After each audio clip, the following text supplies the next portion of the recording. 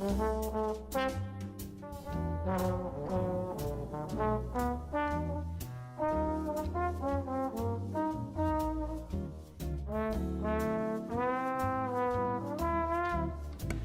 guys, we're going to be starting the show real soon for any early viewers out there.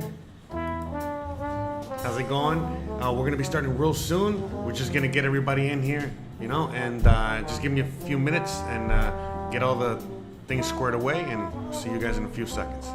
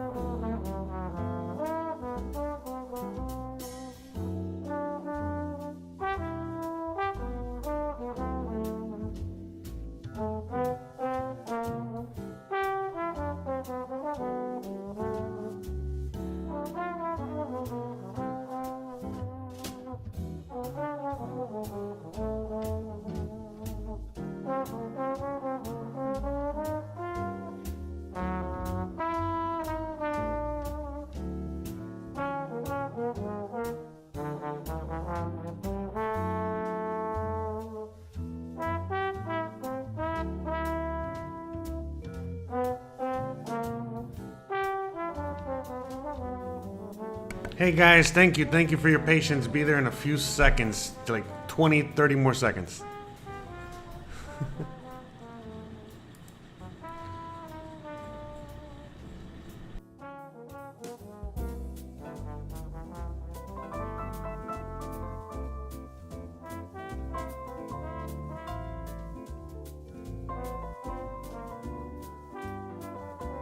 Hey guys, how's it going? I'm here. Hey guys, I'm here. Thank you for your patience. So much sound. Like 20, 30 more seconds.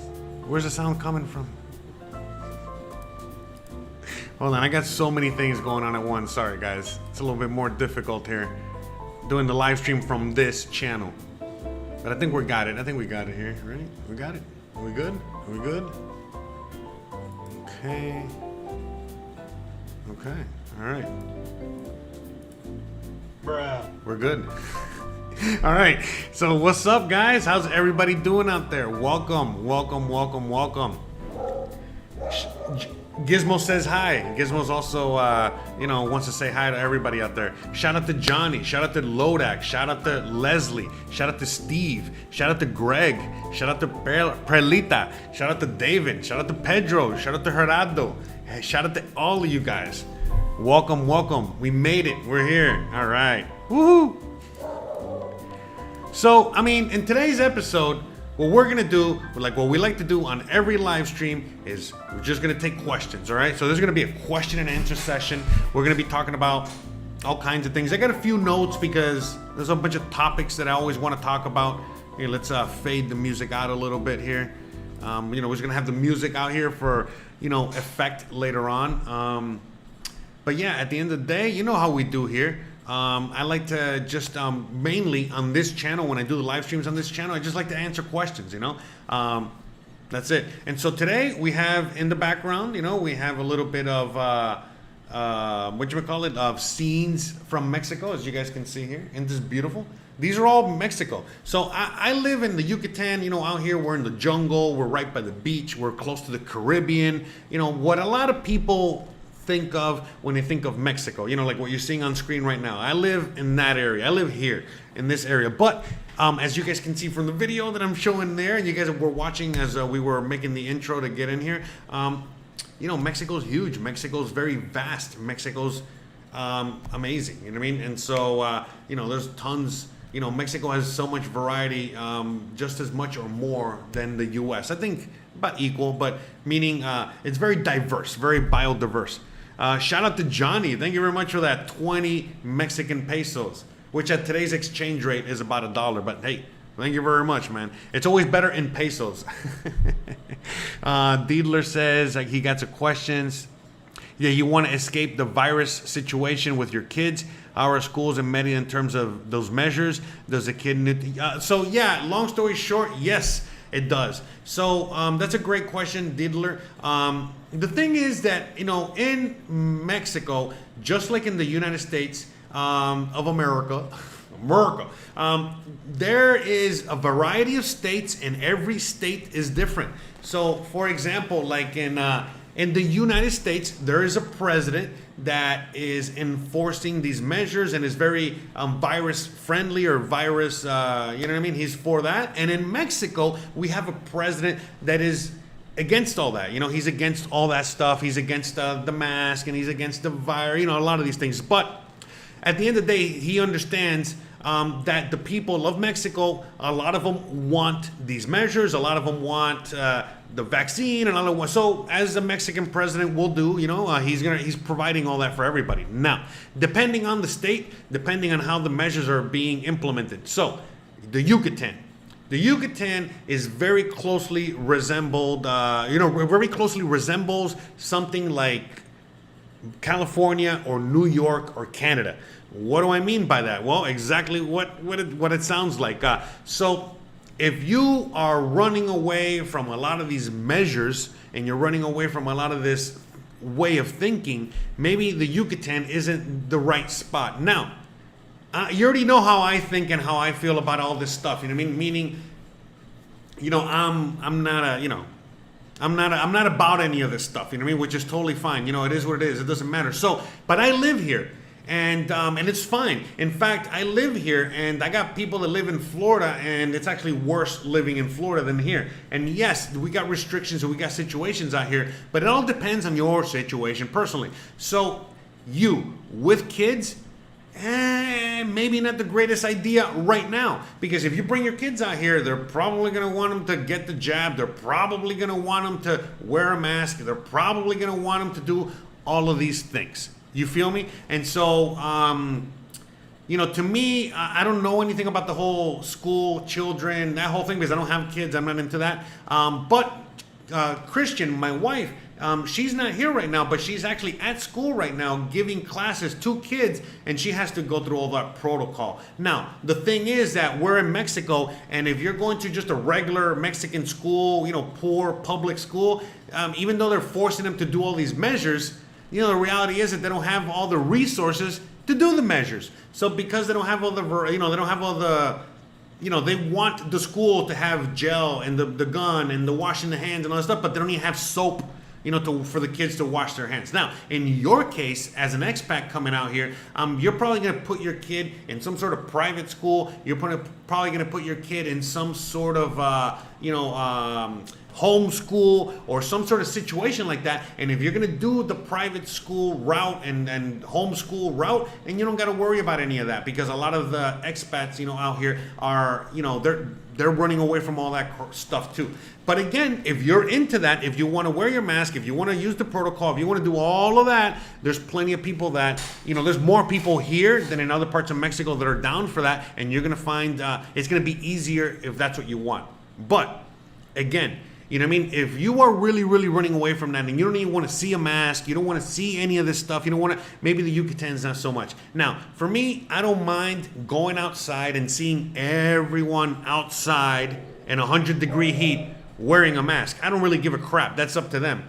Now, I don't have to wear it. I don't have to do anything. I don't have to whatever. So it's the same old thing. You know what I mean? So it just depends. If that's a major concern for you, maybe the Yucatan is not the spot for you right now. Okay? Now, again, the curfew is already lifted, and a lot of these measures are kind of going backwards. But again, a lot of these measures, you already know, it's attack against the poor, attack against the, an attack against the, whatchamacallit, the poor and the, man, what's the word I'm looking for here? And the businesses, again, yes, attack on small business. So, you know, they're using this as an excuse, like they always do, government. I'm talking about government around the world. They use these things as an excuse in order to start enforcing a mandate, aka more like extortion. You know, so now they do this in every country. It depends on where you are, depending on how they do it. But it's basically extortion, where now these governments are going to go to these small businesses and force force them to use this gel, do this protocol, do this, do that, whatever, and it's all just to get more money out of them, and to continue that whole thing. So that's where that's at right now. And if you're coming out here with kids and school is a concern, my suggestion to you is to do more research and check out within the expat groups, what options you have available out here. There's a bunch of expat groups, there's a bunch of people out here and a bunch of people with kids. And so what I suggest you do is to check out, what their situation is. So, and then ask them, hey, how are you guys doing with the homeschool group? Because, they got like homeschool groups, where it's like a bunch of parents and they're all like, whatever. So, they got like a bunch of things like that, Montessori schools, all things like that, and just see how they're doing things there. And then from that point, gauge it, okay? And that's it. But like I said, all the restrictions are kind of being taken away now. So I got a good feeling that by next year, by January, going forward next year, where all this is going to be in the past, in the back seat. But the only thing you're going to have to worry about is not necessarily like, I don't know, you're gonna have to just not worry, but the fact that the people here are, unfortunately, they're more susceptible, whatever, what's the word I'm looking for? But anyway, they have more of an ability to turn into a zombie, is what I'm saying. I don't know, I'm sorry, my English is not so good today. I don't know why I'm missing words here. Thanks, Gizmo. Yeah, he's telling me I suck. Anyways, but you know what I'm saying. You know what I mean? At the end of the day, there's more people that are on that. So the typical Mexican here is scared of the virus, wearing the mask, and all that stuff. But they're starting to question things now, because now that they're hearing about the 38th booster shots, and they're hearing that, just because, you get the shot, you're not immune to the thing anymore. They're like getting really upset, and, so who knows where things are. Everything is very volatile and, kind of like up in the air and moving around. So anyways, I hope that answers your question. I want to move on to the next thing, see what's up. But anyways, shout out to Perlita. Thank you for the $5. I appreciate it. Thank you to MJ. Thank you so much. Appreciate it. Thank you so much for the love, all the support. You already know what's up. Peggy asks, have I ever been to Lake Chapala? I have not. I have not been there, but I know a lot of people love that area. Yes, that's the word, susceptible. I cannot say. Anyways. Hold on. We need the sound effects. Good thing I got the soundboard up. Yeah, by the way, I was running late to the show today. Bruh. Good thing I had some of this set up already. Anyways, okay. So, no, I have not been to Lake Chapala. I've heard great things. But actually, I haven't really heard much of Lake Chapala, but it is what it is. I'm sure it's great. Okay, next question. Do you know if Mexico has a national homeschooling policy, or if it varies from state to state like the U.S.? No. So in Mexico, everything's free, man. You're free. It's freedom, straight up freedom. So when it comes to homeschooling and things like that, as far as I know, because look, think about it. There's a lot of places with villages, a lot of places where it's just farm, where they're still backwards, and like they don't have a standard. In fact, people that might have a farm or living off the land or living in, like kind of like in the middle of nowhere, when they have their kids, it's just like they do back in the day. That those kids are put to work, and the education comes from the parents. The education comes from, however they can educate the kids. But at the end of the day, the kids are put to work at an early age, and it's a whole thing. It's a family affair. So, since they're still living in that kind of situation out here in this country, well, there's no real thing on education. Now, they do have some laws, and they do got some mandates, and they got to do a few things like that. But it's not like in the U.S. where, like, if you don't take your kids to school, they're gonna send DHS after you and take your kids away. Or if you don't got the right vaccine. By the way, this is before the virus, before Corona, before COVID, whatever. Anyways, but before that, they were already, if you don't get the proper vaccine or the proper this or the proper whatever,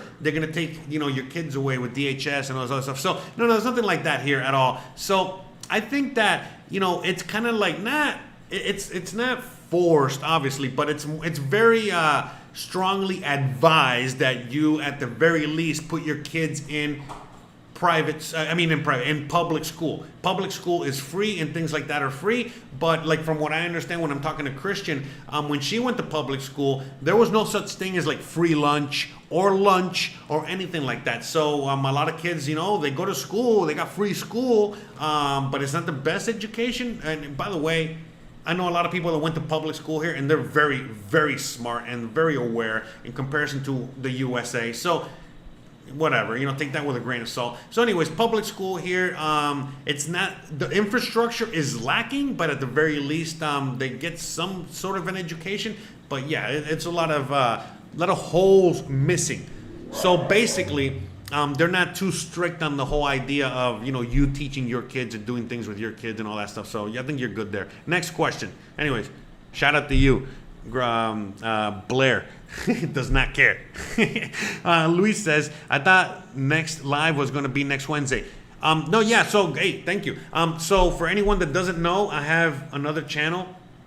I got multiple channels. I'm all over the internet. So you're watching me on the Mexico Travel channel. I go live on this channel about once a month, give or take. All right, so about once a month I go live on here. On my regular channel, which I talk about all kinds of things, I'm trying to go live once a week now. So on my other channel, every Wednesday. So if you just want to hear me talk about whatever, you can check out my other channel. On my other channel, you can watch me talk about things, and I post other things on there too. But no, I'm going live all over the place. So every Wednesday on my other channel, but on the other channel, I'm not talking about Mexico. I'm not talking about anything like that. We're talking about other things there. All right. And you can check out the other channel if you care, to wonder what I do over there. So thanks for asking, Luis. Now you know. Airport Atheist says, vaccine makes your beep fall off. Bitcoin fixes this. By the way, I'm all about Bitcoin, but I don't know how Bitcoin fixes your broken wiener. But hey, it is what it is. Hey, a guy can dream, right? Bruh. All right. Let me see. MJ says, I will not only Google that, but you could join Jose's Facebook group. And yeah, exactly. So, and again, Google, the internet, I know a lot of you guys, even though you're searching online, you can't find all the answers. That's why, I have this channel. I do these live streams and so on and so forth so that you guys can get more direct information, because it's hard to get.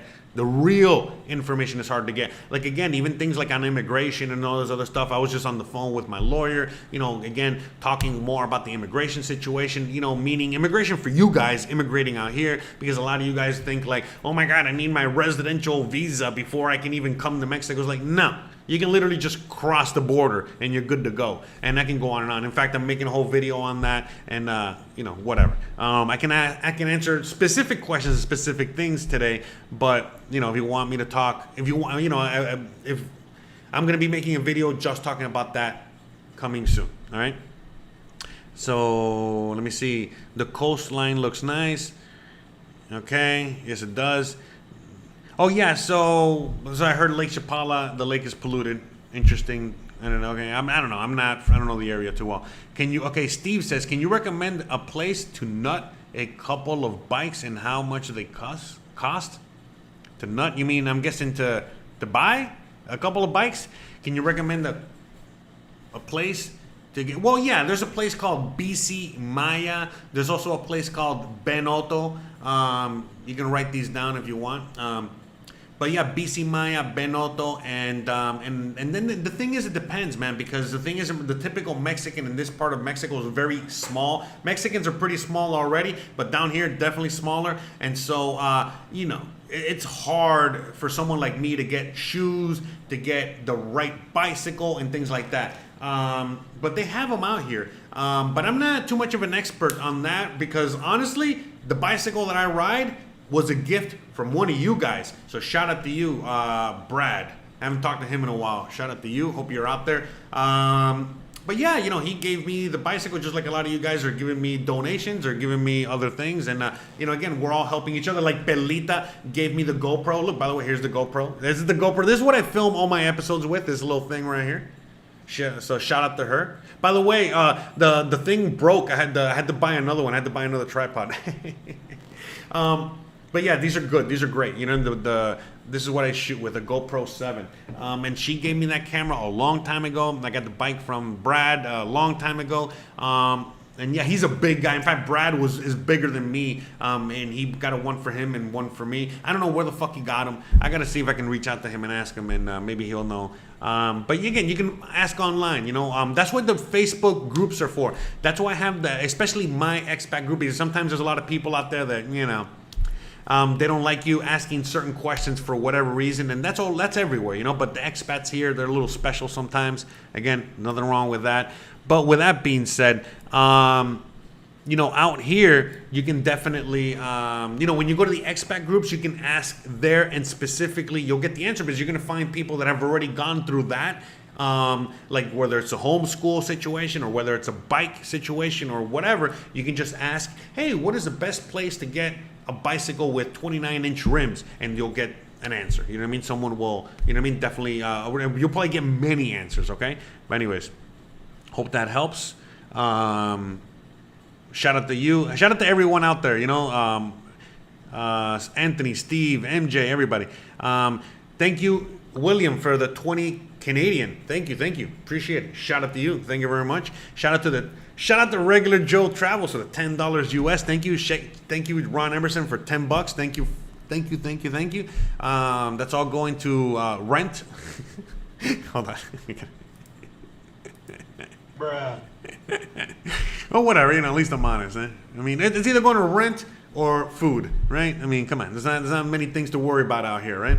Okay, Chapala and Ajik. Okay, so MJ says Chapala and Ajik are also overpriced. There are so many great places with a good year-round climate, but don't settle for the most popular. You have a lot of options. Yeah, so those places are great because those have great. You hit the nail on the head there, MJ. Yeah, because the thing is that out there, in other parts of Mexico, you got temperate climate. You know, meaning like like San Diego. You know, it's like a nice 75 degrees all year round, give or take. You know, out here, yeah, you will get to 75 degrees now in the fall and winter, but for the most part it's like 100 degrees, you know what I mean, 105 degrees, you know, with humidity, which is fine for certain people. I like the heat. I come from Miami, I come from Florida, I'm from the swamp, you know, I don't mind the heat. In fact, it's better here weather-wise than it is in South Florida, so I'm not complaining. And like I said, I like the heat. I've lived in cold snow climates. I'm not a fan, and I think a lot of you guys prefer the heat as well. So this is why it's a popular place. And the prices in real estate have been going up and down all over Mexico because I'm keeping my eye on a lot of places. And you know, actually out here, it seems like, depending on where you're looking at out here, some advertisings and some houses, you're gonna find houses out here for like 3-4 million pesos. You're like, what the fuck? You know what I mean? And then you're also gonna find homes out here for 400,000 pesos. You know what I mean? So it's depending on what you're looking for, where you're looking, where you wanna, how deep you wanna go into the Mexican, you know, hood and all that stuff. But yeah. Out here, it's a lot of it's a very popular place. A lot of people want to come out here, but at the same time, it's growing so fast. It's in a place, again, kind of like Florida, just flat, nothing around it, and so they can just keep building till infinity. And because of that, it's going to make sure that the prices stay pretty low. And even though you'll see fluctuations in price, at the end of the day, it stays low enough where you can still come into the market, and at the same time, it's still going to keep accruing wealth. It's going to be, accruing value. So it's a good thing. So yeah, definitely a good spot out here. Let me see. So thank you, William, for the $20 Canadian. Leslie says, when are you and Christian going to visit another town or state in Mexico? Well, it depends, man. We actually got plans, you know, to try to visit some places soon, you know what I mean, out here in Mexico. Again, we got Chiapas we want to go visit. We want to go back to Oaxaca. We want to go visit, you know, I got friends in Acapulco to go visit. I got friends in Ensenada to go visit. I got to play, you know, people all over the place, you know, honestly. I want to visit El Salvador. You guys already know, you know, this is outside of Mexico, but you guys already know I'm into the Bitcoin crypto stuff, so I want to visit El Salvador. I also got friends and family out there. So I got people all over the place, and to tell you the truth, I want to travel everywhere. Christian wants to travel everywhere, but we are honestly so busy. And that's not a bad thing. We're just busy, you know, with a lot of things that are keeping us here, that it's hard for us to move at the moment or travel or go have, you know, that kind of adventure vacation, because even when we do go out there, as you guys saw when we went to Oaxaca, we're working, we're doing things, you know. So that's the thing. It's like we want to travel, but at the same time, we got so many things going on. And you know, the whole thing with the traveling, man. You know what I mean? It's a kind of a pain in the ass right now. You know what I mean? I really don't want to wear a mask on a plane for God knows amount. You know what I mean? You know, all that crap. You know what I mean? And even though Mexico's pretty lax and pretty, you know, chill, and it's not like that. I mean, come on. You know what I mean? Like the last thing I want to do is, you know, go through what I went through in the Mexico City airport not too long ago, and all these other things. And so it's like, you know what I mean? You know, and so I want to go visit El Salvador, but I don't want to go through all that protocol stuff. I don't want to be dealing with all that shit. And so those are the things that are kind of like at the same time, you know, allowing us to keep working on the things that we're working on here because, well, you know, the reality is like, you know, it's not like they're making it easy to travel. And that's it, you know what I mean? But it is easy to travel now, and it's cheaper and all this other stuff. But again, you know what I mean? It's on the radar, and we have many places, but it's also all going to depend. So, for example, like during these holidays, we wanted to celebrate, we wanted to do all this stuff, but at the same time, we're so busy, we want to chill. So we might just take a vacation, just go to the beach, not film it, just you know, do our thing, or maybe we'll go on a little trip, or you know, maybe they're going to be celebrating things out here, so we'll be able to film things out here, events out here, and you know, go from there. So it's all up in the air, and it is what it is. I wish I could be a little, tell you guys a little bit more, but I myself don't know. You know what I mean?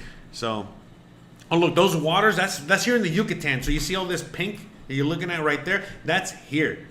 All right. So that's in another part of the Yucatan on your way out to Cancun, to the Cancun area. And what makes those waters pink, it's like nature. So it's something within, I don't know, maybe somebody out there knows. I'm not going to butcher it, okay?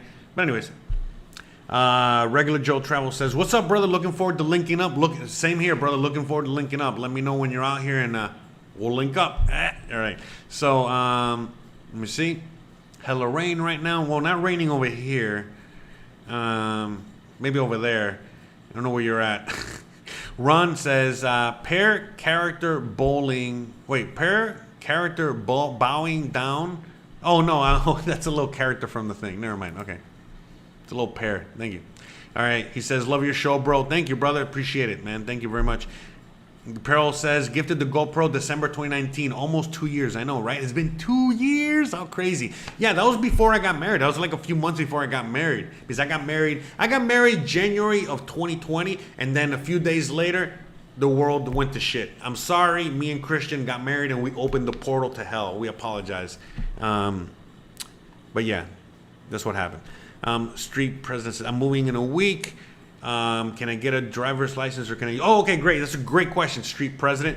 Okay, so honestly, if you're in the U.S., right, and you can get your driver's license in the U.S., get that, because if you're out here, trust me, it's a lot better if you have your American driver's license. Why? Because if you're driving around and again, let's just suppose, you know, knock on wood, nothing happens, right?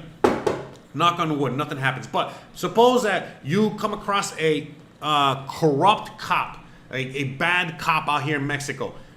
The only thing that they're going to want to do is extort you out of money. That's it. It's not like a bad cop in the U.S. You already know a bad cop in the U.S. can ruin your life forever. Out here, a bad cop, all they can do is shake you down for whatever the fuck you got on you. So, what happens is that like a lot of times they'll pull you over and they'll say to you, hey, your back tail light is broken, so we got to write you a ticket. But since we know that you're not from around here, you're American or whatever, what we can do is that instead of writing you a ticket and going through all that and taking you down to the station, because we're going to take you down to the station to take care of this, what we can do is that we can just settle this out of court and we can just pay me cash. The ticket's going to be 1,000 pesos, so just give me the 1,000 pesos or whatever.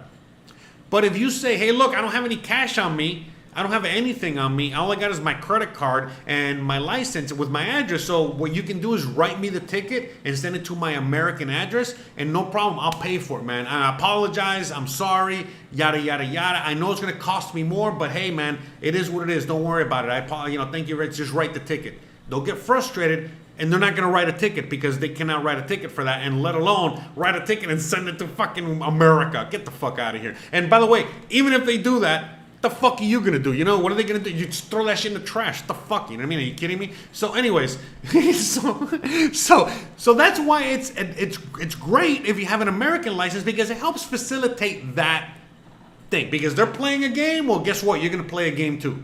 You know, suck it. Now, if you got your Mexican license, well, you can still play that game. But you know what? If the guy is really, you know, a really good cop and he really is trying to do his thing, well, guess what? He's going to use your Mexican address and he's going to send you the freaking ticket probably.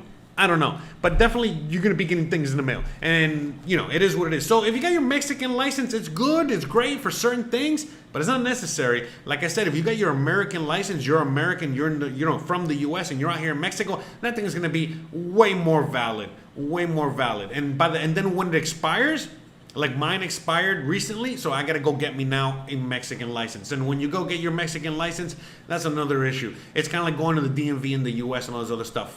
But again, what I'm gonna do, and I suggest you guys do, and I'm gonna see if I can make a video or at least talk about this later on once it's done, is that go to a driving school. So you pay for the driving school, but you at least get a little piece of paper. You know, and the piece of paper says you passed your driving school, and then you go to the DMV with all the other paperwork that they're asking for.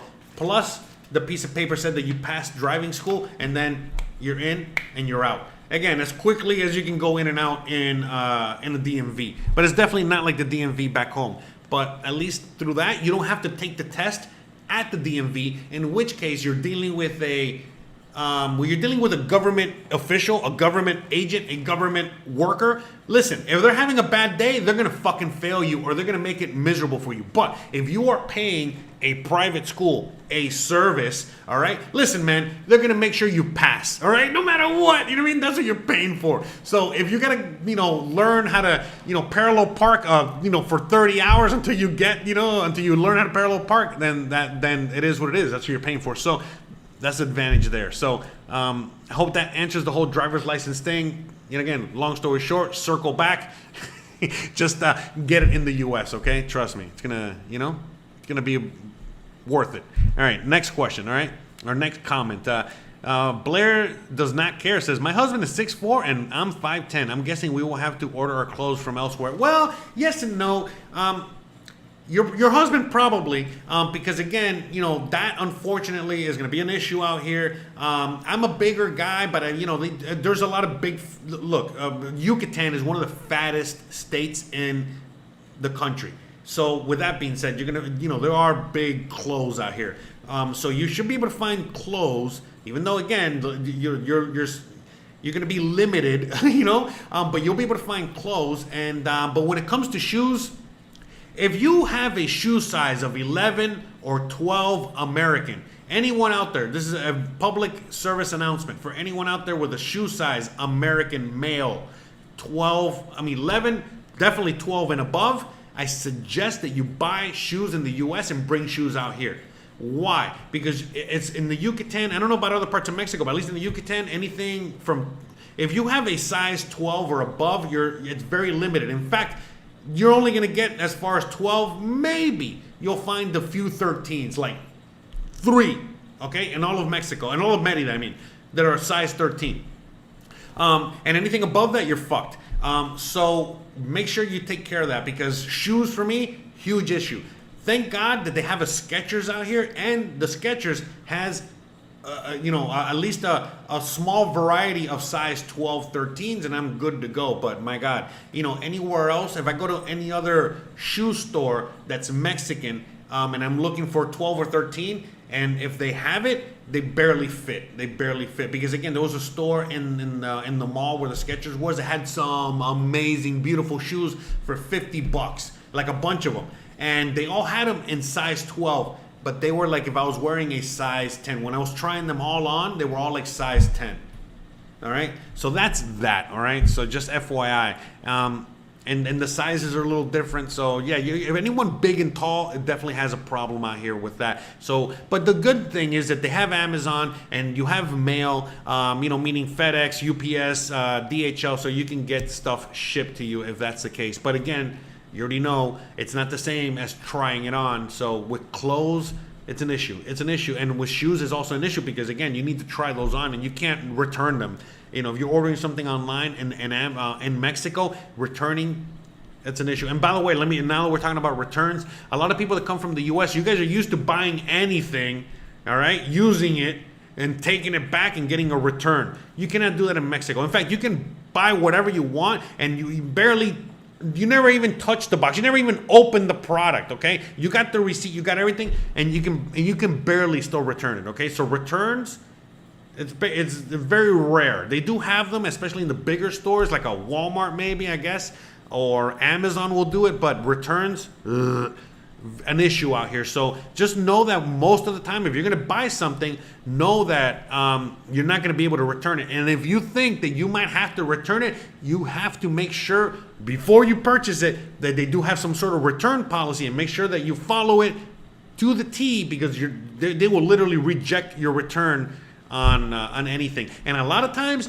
let's say that you buy like a washer, a dryer, or an air conditioner, anything like that, and there's a problem, well, they're not going to take the return. Hell no. What they're going to do is they're going to tell you need to call Whirlpool. You need to call whatever brand. You need to call this brand. You need to call whatever, and then they'll come out and they'll service it. And by the way, they're all great. All the Mexican brands, or all the brands that I don't recognize, they service it immediately. The only one I had an issue with was Whirlpool. Don't get me started. If you want more info on all that, check out my other channel for that. But yeah, Whirlpool, American products, again, they're not what they used to be. All right? And a lot more difficult to get them serviced. Again, I don't even want to get into it, but it was like a whole thing with a part and a whole thing with this. And basically, my air conditioner broke.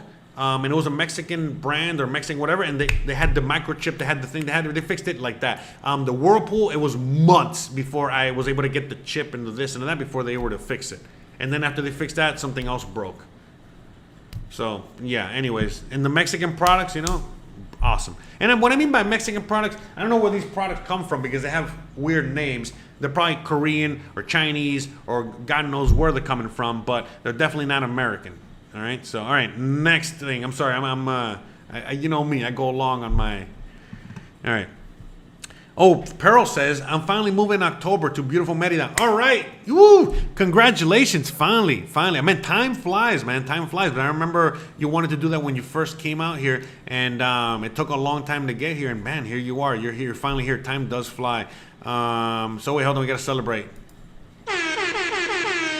Hell yeah, right? Where's the other sound effect here? And where is it? Oh, there we go. So shout out to you. All right. Good to hear that. All right. Next, we got Pedro. No, okay. Just saying hi. Wish you luck. We wish you all the luck, and we're sending all the positive and awesome vibes your way. How am I? I'm doing great. Thanks for asking. William D. Do kids play outside in Merida? Is it safe or only in gated neighborhoods? Oh, come on, bro. I mean, look, that's a great question. I get that. Coming from the U.S., you got to ask that. Now, listen, bro. This is what I tell people. Mexico is like the U.S. used to be back in the 70s and 80s when we were growing up, When I was growing up in the 80s, as a little kid, just go outside and then you got to come back when they... whistle for your ass to get back home and all that shit. So it's exactly the same out here. All my American friends that got kids out here, there's a variety. I got some friends that got their kids, the gated community and all that, which they got all that here. Remember, there's a lot of money out here. So there's a lot of rich Mexicans and rich expats, and there's a lot of money. So there's the kids that are in their little bubble. But for the most part, a lot of my friends, like they live like the way I live, and they got their kids and they're raising their kids out here. Like I said, that's why I know a little bit about the homeschooling and what is it like what they do, that they have their own private thing. Like I just don't know about the mask and the protocol. I'm pretty sure they're pretty lax, if not, probably non-existent at all. But anyways, I digress. Whenever I'm like go to my friend's house, right, and he has kids that are like, I don't know, like young teens or whatever, dude, the kids are always in the hood. The kids are always doing all kinds of shit. It was here, I look at the kids, I'm like, fuck, that's how I grew up, And I look at other people, like in my neighborhood, man, we got fucking kids all over the place. Now, word of caution, you know what I mean? Don't, just like anything else, it's super safe out here, but don't be, don't be having your kids all alone at night in certain areas, things like that. Same as like your wife, maybe, things like that. Now, me, I don't mind being anywhere in the city, even if it's a dangerous part of the city, because you know what? At least I can defend myself. I know I'm bigger than 90% of the population out here, and I can go on. And I come from an actual dangerous place, the USA. a lot more dangerous than here. Whatever. But my wife, even though she's used to being super safe and super whatever, sometimes, when she goes out or she whatever at night, even though she's just going a few blocks or whatever, sometimes I'm a little worried or I'm a little this or I'm a little that, but it's just natural. And obviously, if I had kids, yeah, of course, I would let them play, I would let them do whatever the fuck, but at the same time, I'm not letting my kid, be out and God knows where, very far from home at 11 o'clock at night, I'm doing whatever. Now, maybe in my neighborhood, that would be totally fine, you know what I mean? Like, they could be playing with the neighborhood kids in the neighborhood at 11 o'clock at night, 9 o'clock at night, whatever the fuck, all good, no worries, we all know each other. That whole thing about in the US that, you got like neighborhood watch. Okay, neighborhood watch is basically every neighborhood. And the more poor, meaning the more, Mexican it is, the more neighborhood watch it is. Trust me, all right? Because I get issues. Sometimes I get people, stalkers, okay, that come out here. By the way, if anyone shows up to my door or to my house, any one of you guys, I am not going to be nice. I'm not going to treat you good. And I'm probably going to get very angry and very violent and all that shit. So just FYI, it's happened before. And again, the law's in my favor, so don't even try that. But yeah, dude, I've already had fucking crazy motherfuckers show up here and shit like that. And listen, man, the whole neighborhood got my back, all right? And that's pretty fucking cool. That is super cool. The fact that you know what I'm saying? So that's super cool. And that's what I'm saying. Like, Mexico is very different, man. Every Mexican neighbor has grandmas and everybody looking out the window and very nosy and very, keeping an eye on everything. So there's good and negative to that. But for the most part, it's a good. All right, especially when you cannot rely on the police for fucking anything, all right? So, but again, another word of advice, if you got American kids, they're a lot safer, than your average kid. Trust me, if one of your kids gets kidnapped, every single fucking police officer, security guard, every camera, everything, the U.S. consulate, you name it, it's all to try and get your kid. And trust me, your kid's going to show up, and trust me, whatever happened, that situation over there, they're going to pay a very, very severe consequence. Not jail time or some bullshit like, you're going to get arrested. No, probably that guy's probably never going to fucking, just probably going to disappear. So again, benefits and all this other shit of living out here. So for me, in my opinion, very safe. Very, very, very safe. But at the same time, it's so free that you got to be careful, with that freedom. You get what I'm saying? Because, again, that comes with consequences, So, but to me, very free. Nothing to really worry about. Nothing like the U.S. at all, So, all right. Sorry, I know I went long on that. Next question, right? Regular Joe Travel says, I see many kids walking around alone at a young age, safer than most places. Yeah, man. And so, like, for example, that's a great observation, because, like, for example, if you go to my Oaxaca videos and you check out Oaxaca, and it's in the middle of the night, in the middle of the city, and you're going to see kids as young as like 4 or 5 years old on their own doing things. So, trust me. It's fine. Now, of course, that kid is probably in a dangerous situation where he could get kidnapped and this and that, but just also to say yes and no. So just, keep that all in mind. We're in a different world out here. So I think you'll be all right. Kathy says, hi, greetings from Prince Edward Island in Canada. Thanks for everything you do. Thank you for joining us. You're welcome. I appreciate the thought. I appreciate the kind words. I like Merida Focus channel. It's real. Thank you, Gabriel. Hi. Hit the like button. That's right. Thank you.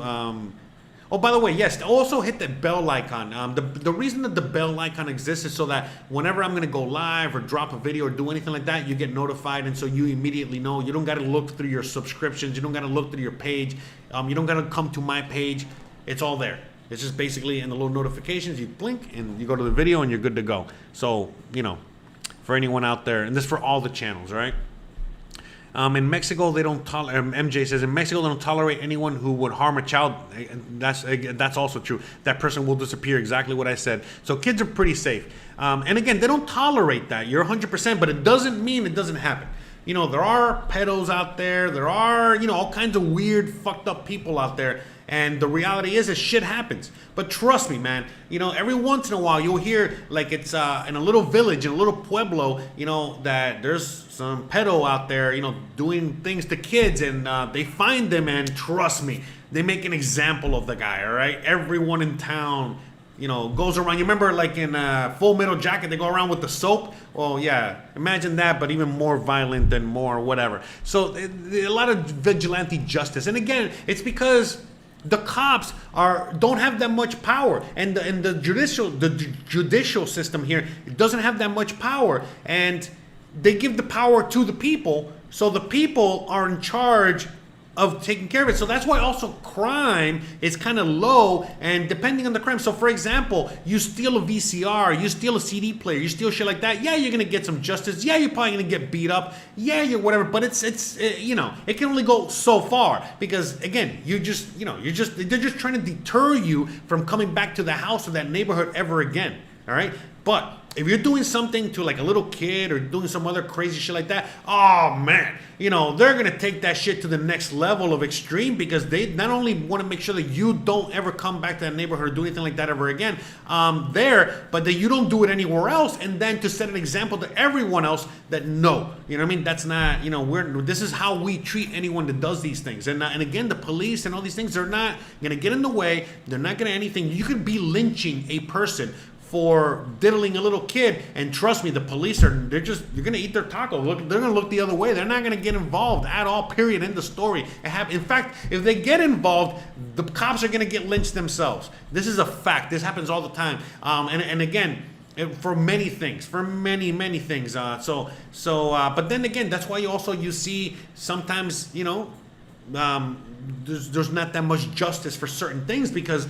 depending on how the people see the situation will depend on how the people will react. So that's why you see a lot of this is only for Mexican women and Mexican people, but you do see a lot of violence towards Mexican women, violence towards women, a lot of injustice towards women. Why? Because of how culture is out here, a lot of machismo, and so because of that, they're not gonna, if a guy beats up a woman, they're not gonna lynch the guy, because, well, the majority of the people, in a sense, I know it's fucked up, but they're okay with that. Now, let's say you go to Cuba. In Cuba, you hit a woman, listen, you're gonna get lynched just like if you were diddling a little kid. You get what I'm saying? Because that is not permitted in Cuba. But it's out here, it's seen as okay. So that's what I'm saying. Depending on what the situation is, will depend on whatever. So FYI, all right. Hope all that explains it a little better. MPT Adventure says, "Oh, I thought you said Buenos Aires. There's like Buenos Aires, Argentina. I don't know why." He's saying Buenas tardes, amigos. So he's saying good afternoon, everybody. Shout out to you. He has a channel, by the way. MPT Adventure not only. Oh, awesome! I'm glad that he finally replied. Awesome, it's good to hear. He's contacting the lawyer that I have on the website for anyone that needs lawyer stuff. Okay, anyways, but MPT was just he has a channel as well. He's out there as well, and he lives out here as well, and he has a different perspective than I do. He likes to cover food. Again, MPT Adventures. You can kind of figure out what his channel is about. So a lot of you guys ask me about I got a wheelchair, or I'm disabled, or I'm older, and I have all these troubles when it comes to walking and getting around. How much of a problem is that going to be? So again, I can't really answer that, because, well, I mean, I don't really have that much of a problem with all that. So with that being said, my friend, James, aka MPT Adventures, has a channel, and he talks about that from that perspective. So if you're coming to Merida, but to Mexico, but specifically to Merida, and you have a wheelchair, you got any kind of problems like that, check out his channel. He's going to give you lots of info there too. So for sure. All right, let's see. More questions, more everything. Funk Soul Brother says, hello, Jose. Is there any swingers club down there that we have a different lifestyle that we like to meet new people? Probably, but I don't know. That's not. In fact, check. I think that there's a few expat groups, a few Facebook expat groups in the area that are singles expat groups. So maybe in those groups, you might be able to find something. You got to ask in the groups. I don't know. I don't know anything about that, but I'm sure there is, because in Mexican culture, but especially in this region, but in Mexican culture, people cheat on each other a lot for whatever reason. They're really horny and they like to fuck around a lot. And Yeah, so who knows? You know what I mean? I would not put it past anyone. It would not be surprising at all to see a swingers club or even a swingers, whatchamacallit? A swingers situation out here. You know, where there's a lot of people that do that because, again, the people out here are very horny. And like I said, it's more common out here for people to cheat on each other than to not. Okay, and by the way, divorce rate is not crazy high. People just like to fuck around a lot. Whatever, I don't know what to tell you.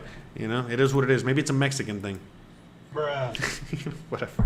It's not everybody. Trust me, it's not everybody because you'll have the other end of the spectrum. Like, for example, here you're going to find women and men that are very, very, very, very jealous and never cheat, never anything. And then the complete opposite. People that are fucking around all the time, cheating all the time. You know what I mean? Like, my wife is on the very jealous spectrum. You know what I mean? And, some of you guys already know that. But, Christian is which is great. I love that. Remember, my background is Cuban. I love my Mexican wife. I love, her hot spiciness. I love all that shit. So it's all good. In fact, to me, when she gets jealous or she gets a little whatever like that, it just makes me feel more loved. You know what I'm saying? So it's all good. Hey, give me 1 second, guys. I got to be off camera for 2 seconds. 2 seconds here. All right, I forgot to mute myself. Great. Yeah, wonderful.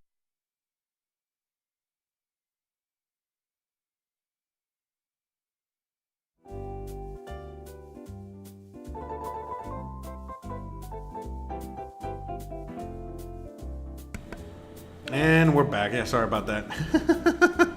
It's funny, you can't even blow your nose or sneeze or anything like that anymore, right? It's all like a bad thing, right? You sneeze nowadays and people are looking at you like if you farted. You know what I mean? In fact, what I've learned is like you can sneeze and fart at the same time. Hopefully you don't shit your pants, but you can fart and sneeze at the same time and then, it'll kind of cover it, I think. All right, moving on. Do I ride motorcycles? I'm looking for someone to ride with. I do not ride motorcycles. I'm not a motorcycle guy, unfortunately. But there are a lot of people that ride motorcycles out here. So they got motorcycles, they got mopeds, they got all kinds of things, even electric bikes. Because that's a way. Because a lot of people want to get like a motorcycle or some sort of vehicle, and they can't really. You can get it. Trust me, you can get it on a tourist visa. But it's most people you need it. You need a residential visa, you know what I mean? A residential, some sort of temporary or permanent visa in order to really buy and have the car under your name.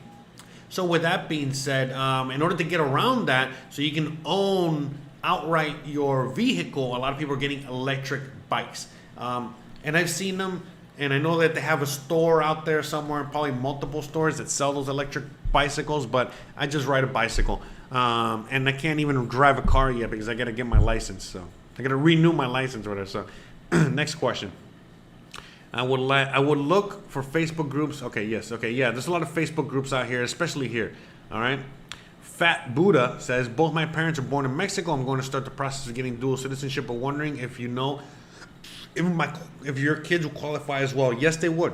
Now, again, you can go to my website and my lawyer there, ask, send him a quick email, ask him. But I am pretty sure, you know what? Don't even bother him with a fucking email. Just look online. But I am pretty sure that your kids are Mexican as well. So how it works is that, first of all, you need to get your Mexican citizenship, okay? Once you get your Mexican citizenship, because of birthright, then you can give it to your kids because of birthright as well, and that's it. You know what I mean? So, and then if you're married and your wife is American only, she's now can start the process of becoming Mexican. Only for her, it's gonna probably take a little longer, but that's it. You know what I mean?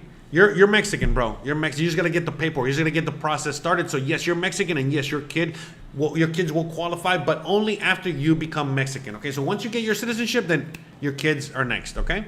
So as far as I know, how it goes. Okay? But yes, you're good.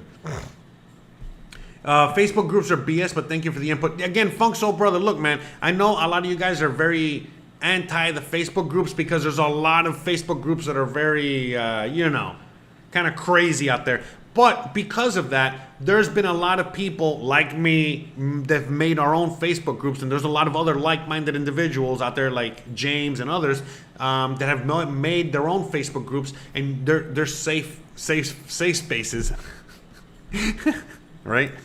Where you can ask whatever you want.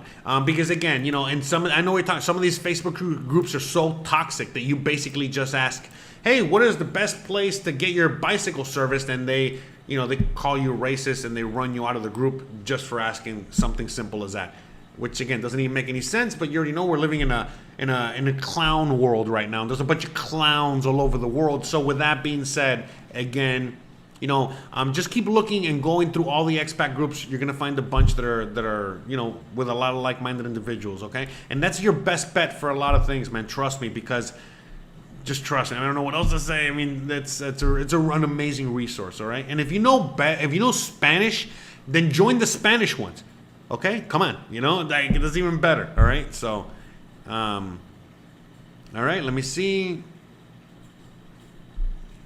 I wonder, can you? Okay, regular Joe says, I wonder, can you offer up your USA license and keep the Mexican one in your pocket unless needed? If so, oh yeah. Yes, you could. So that's the thing. So I mean, again, as long as you got your American license, you know what I mean. Use that first.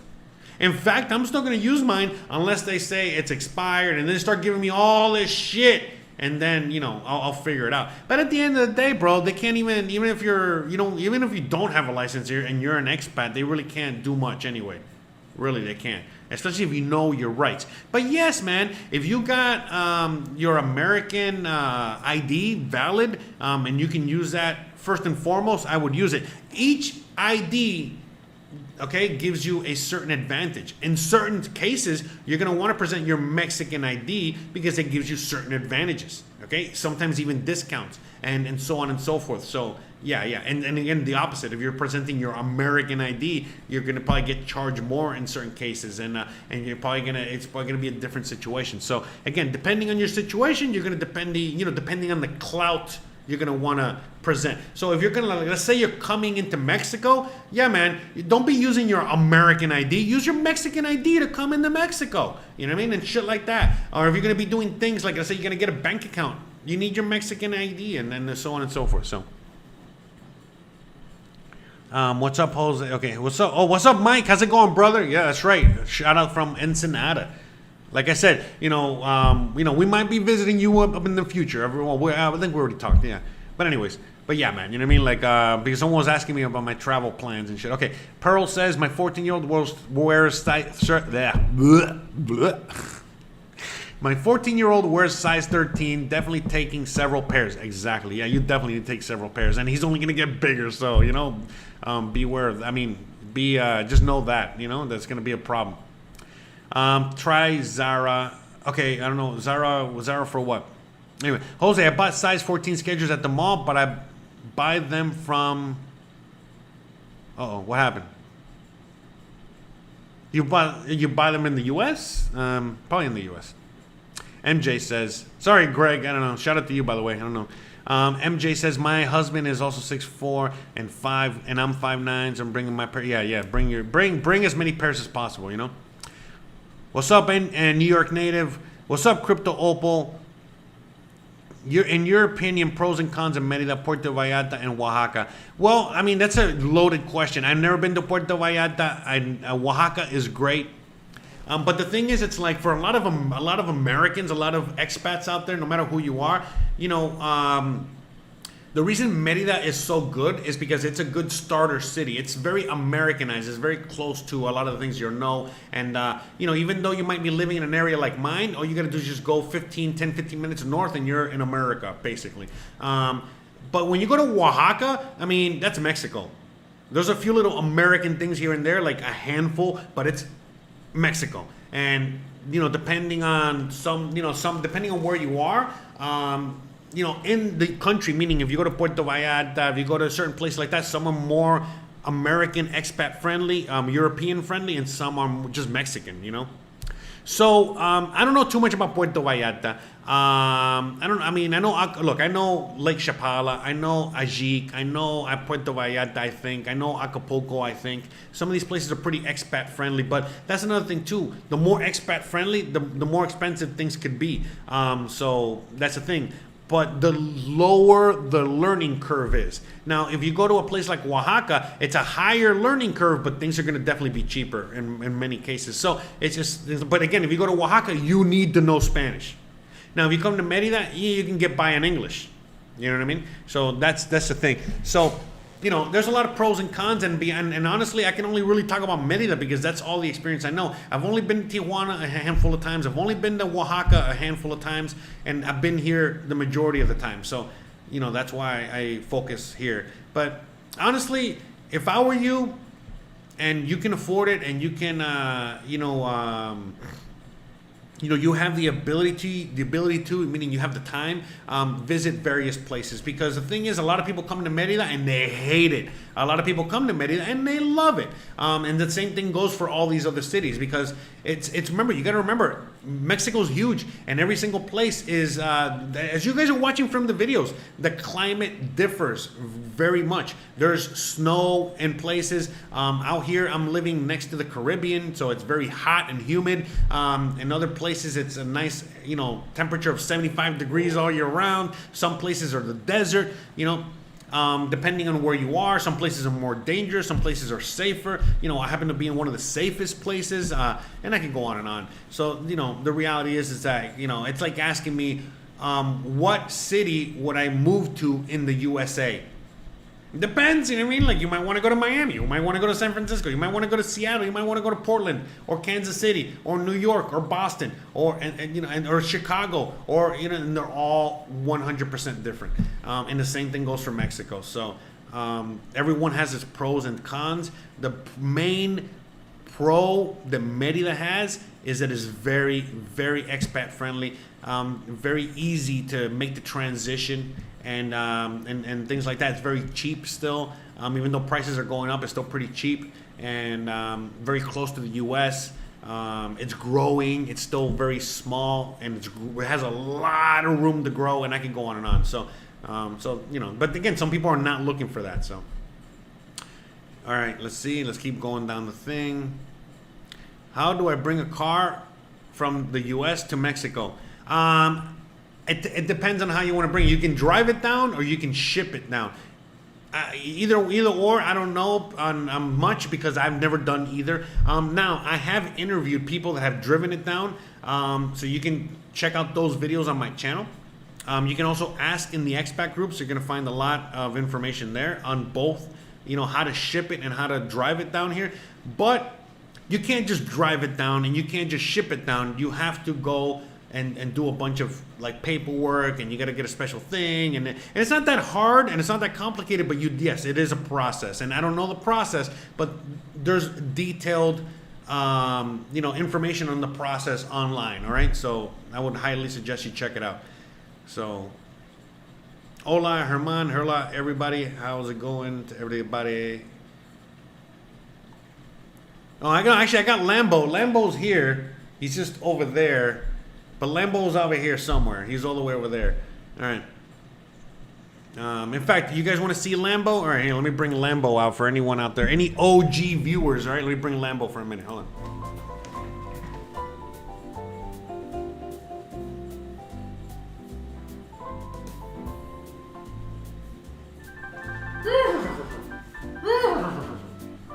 Hey, guys. How's it going? Hey. How's it, guys? How's it going? For anyone that doesn't know who Lambo is, he used to be my mascot. He used to be my partner in crime until I got married. Yeah, thank you. Finally, I got some fucking peace and quiet. Anyways, so this guy used to be the star of the show, and it's funny because on my other channel that you guys are asking me about, again, live stream every Wednesday on the other channel. But anyways, on my other channel, I used to talk about all kinds of things. Basically, everything that's been happening with the virus, I already predicted and talked about, and a bunch of other things on my other channel. And he used to be on the channel because I figured, well, if I'm a guy that talks to a plastic horse, and I'm talking these things with a plastic horse, and anyone out there takes my advice, it's on them. I'm a crazy guy talking to a plastic horse. Taking horse medicine. So with that being said, that's why I used him on the show a lot, so that way I can you know, bring a little comic relief to the very serious topics, and at the same time, for anyone that would take it too seriously, again, you know, it's a guy that talks to a horse. You're fighting with a guy that talks to a horse that's plastic. All right. Anyways, so he's actually made out of foam for anyone that's interested. But anyways, this is Lambo. Some of you guys know him. Some of you guys don't know him. But he's on the other channel. If you guys want to know more about him, and you guys want to talk to him a little bit more, you know, check out the other channel. That's right. That's right. He's been keeping me hidden from all you guys. Never wanted to talk. He's been forcing me to watch his shitty baseball team. But anyways, all right. Let me put him back in the stable.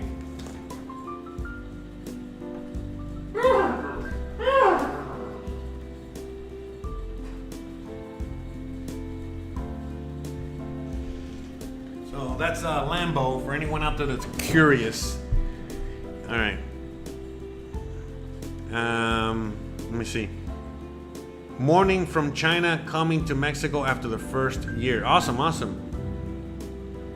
We got, look at that. Someone coming from Barry. I'm guessing Barry that you're not Chinese. But see, you know, they're getting kicked out of China, man. Coming out here. Amputee says, I accidentally took Jose's Uber from a party. He took mine. Yeah, that's right. Yeah, that's right. It was fucking hilarious. Yeah, one time we were very drunk leaving a party, and we took each other's Ubers by mistake, and he got brought over here to my house, and I got taken to his house. It was pretty funny. All right. Thank you. Subscribe, hit the like button. Thank you. Okay, Diachi says, are most Mexicans people for the vaccine or against it? The reality is it's kind of like 50-50. It's not as polarizing as it is in other countries, but since it's freedom, since you actually got freedom in Mexico,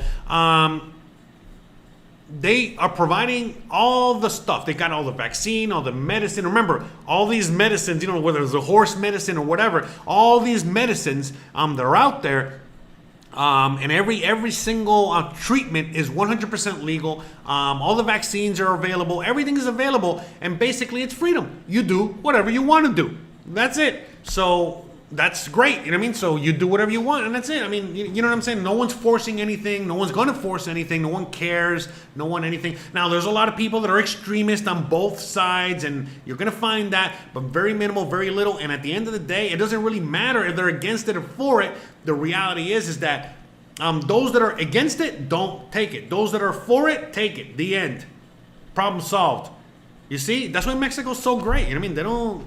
And now that the ones that took it are being told they got to take a third, a fourth, a fifth, a sixth, you know, and they're being told that it's not really working, and they're getting sick from the virus anyway, and all these other things. Now everyone's getting pissed. So most likely more of them are gonna be against it as time goes on. And the president is not he's not really he's not a big huge proponent of all that, but he is the president and he has to provide this stuff for people. But if all of a sudden, you know, the people start telling the president, damn it, you were right, we should have listened to you, the president's going to be like, it's all right, don't worry about it, let's do what we got to do. So that's where we are there with that.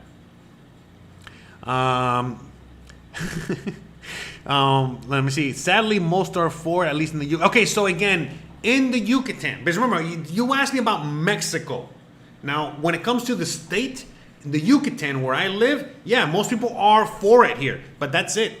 You get what I'm saying? They can't go past that. You can be for it all you want, but you can't be forcing anything on anyone. Period. The end. Done. Moving on. No, but seriously, that's how it is. So yeah, here, like I said, in the Yucatan, everyone out here is, not everyone, but a good majority of the population here are for it, but it doesn't matter. They can't force anything on anyone. In fact, I'm glad that you brought that up because I just remembered. The Yucatecan governor, the government of this area literally said the other day that the Yucatan is at 100% vaccination. And so, wait, hold on. Bruh. So, I don't know how everybody got their vaccine, but it seems like everyone at the very least already got their first dose, and obviously if they got their first dose, they're going to get the second, third, whatever. So he already announced, they've already put it out there that, again, not only are all the restrictions coming down, done, the end, but that everybody is already vaccinated.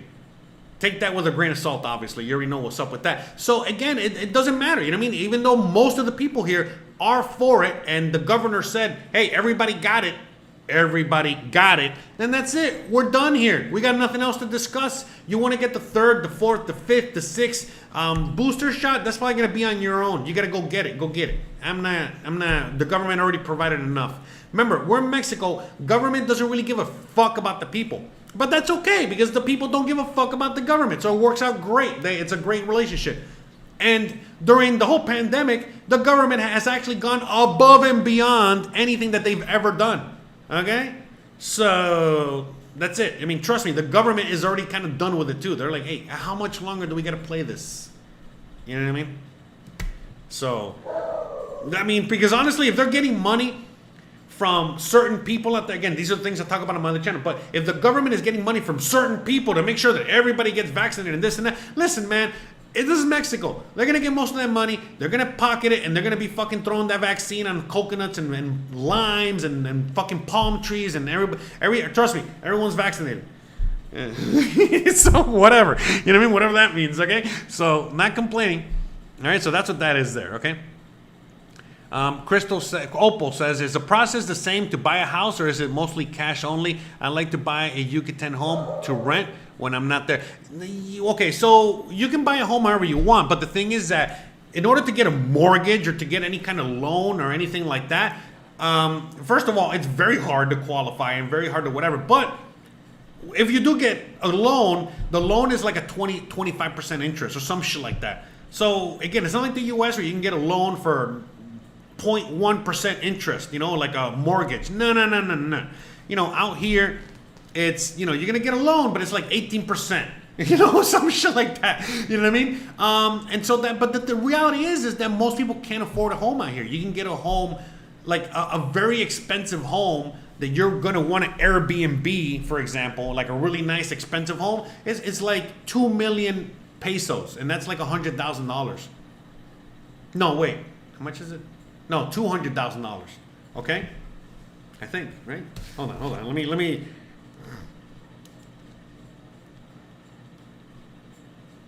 No, wait. 1, 2, 3.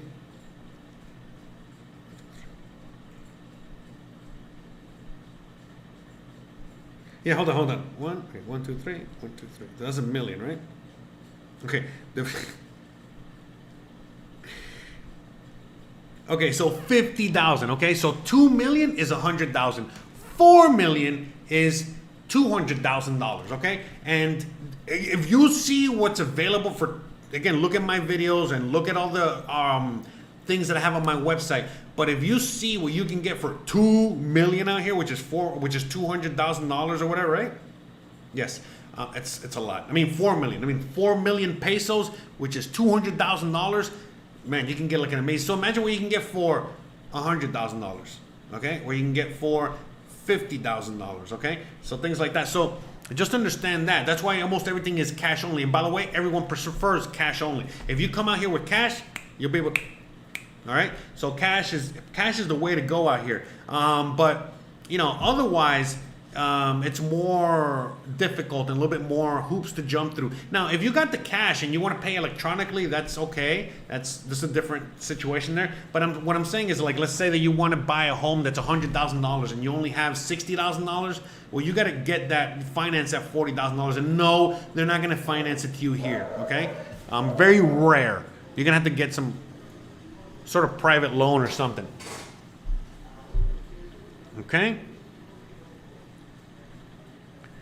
Okay, so yeah, so look, Perlita is Mexican as well, and she has kids, and she's gonna get their citizenship. So, yes, your kids qualify once they get the Mexican citizenship. You apply for. So there you go. See, so there you have the.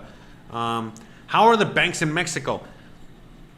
I mean, they're great. I mean, they're banks. You know what I mean? They're banks. I'm not a big bank person. You know what I mean? Like, I use Bitcoin and other things. I am my own bank. Like I tell a lot of people to be. But when it comes for the banking. You know, basically it's like this. The banks out here are good, but they suck. And every once in a while, they'll just stop working. Or every once in a while, people's money will go missing from the bank and shit like that. But the people here are used to that. So they don't keep that much money in the bank per se. You know what I mean? They keep their money in things like, I don't know, silver or property or gold or even Bitcoin and things like that. So whatever, you know what I mean? Like, honestly, you know what I mean? So like the thing is, it's like again, this is things that I talk about on my other channel. I'm not going to waste too much time on this, but again, if you want to hear more of this, let's go to the other channel.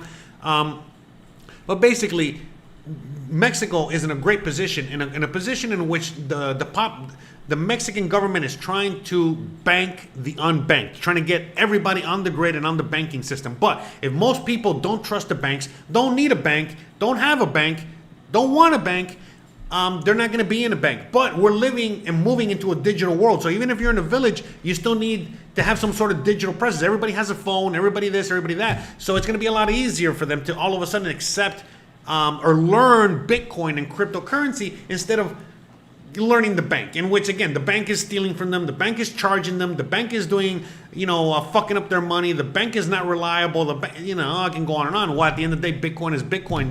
It's just like the digital version of silver, which, again, most people would prefer to have silver because you got to come in here and take it out of my fucking hands. You want my silver. You get what I'm saying? All right. So that's that banks are whatever out here. You know what I mean? It's banking, depending on where you are in Mexico and depending on the generation, depending on certain things, some people are going to be like, oh yeah, we're just like the US and we use banks and credit cards and no cash and shit like that. But if you really want to ask the typical Mexican or the typical Mexican experience, it's all cash, baby. It's all cash. All right? Cash. Cash is king. And especially in an area like here, but almost everywhere, cash is king. All right? So that's just the fact. Hey, give me 1 second. I got to go check something at the door. Uno segundo, por favor. Yeah, I'm gonna be back home.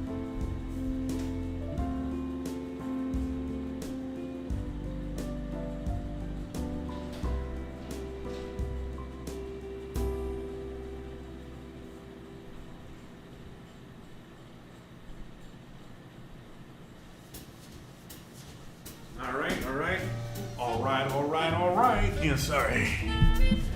One-man operation out here today. We got Christian out of the house. Teaching them kids. All right. Gabriel says strip clubs. Yes, there's strip clubs. Oh yeah, strip club. You have to eat cash only as well. Imagine sliding your card. Sliding your card on the ass crack of a Mexican stripper. Anyway, sorry, I know. Bruh. All right. I'm only 5 weeks away. Angel Kennedy says. I'm only 5 weeks away, getting anxious. My Spanish is improving, but I'm nervous about the IMNM appointment. Should I hire an interpreter? No, I think you should be fine. Listen, I'm guessing, I don't know your situation, but I'm guessing that you already got your temporary, permanent, whatever. You got some sort of residency approved at the consulate, wherever the hell you're coming from. So you're fine. Basically, as far as I know, once you get here, you just got to go in there with your whatever Spanish and present the paper, and then they give you your actual ID, and you're good to go. So don't worry about it. I think you're good. If you already know some Spanish, you're fine. And you also got Google Translate and all that stuff. Now, if you still want to hire somebody, you still need anybody, again, just reach out to me and I'll put you in contact with my assistant, translator, yada, yada, yada. And, they can go out there and help you out, okay? It's, before you even ask, it's $25 US an hour for all the services, okay? So no matter what the hell you need, all right? So if you need that, you just let me know. Send me a quick email, and I'll put you in contact with Stephanie. That's her name, and she'll go out there and do that with you. I used to do these things, but again, so busy, so many things to do. I don't got time. So now I got a team, of people, and I put you guys in contact with her. It's with the lawyer or with her or whoever. You know what I mean? So, all right. Kane says, power to the people. Sounds great, but does that apply to foreigners too? Yes, it does. It's a great question. These are all great questions, guys. You guys are on fire today. So yes, so according to the Constitution, according to Mexican law, Mexican Constitution, Mexican rights, basically anyone that comes into Mexico has every single right as a Mexican citizen. The only thing that you have no right to and you have no ability to do is vote. or get involved in politics or anything like that. Now, you try to do anything in the political, anything, they'll deport your ass like that with the quickness. Now, anything else, you can do whatever you want. Again, you still have these rights even if you're here illegally.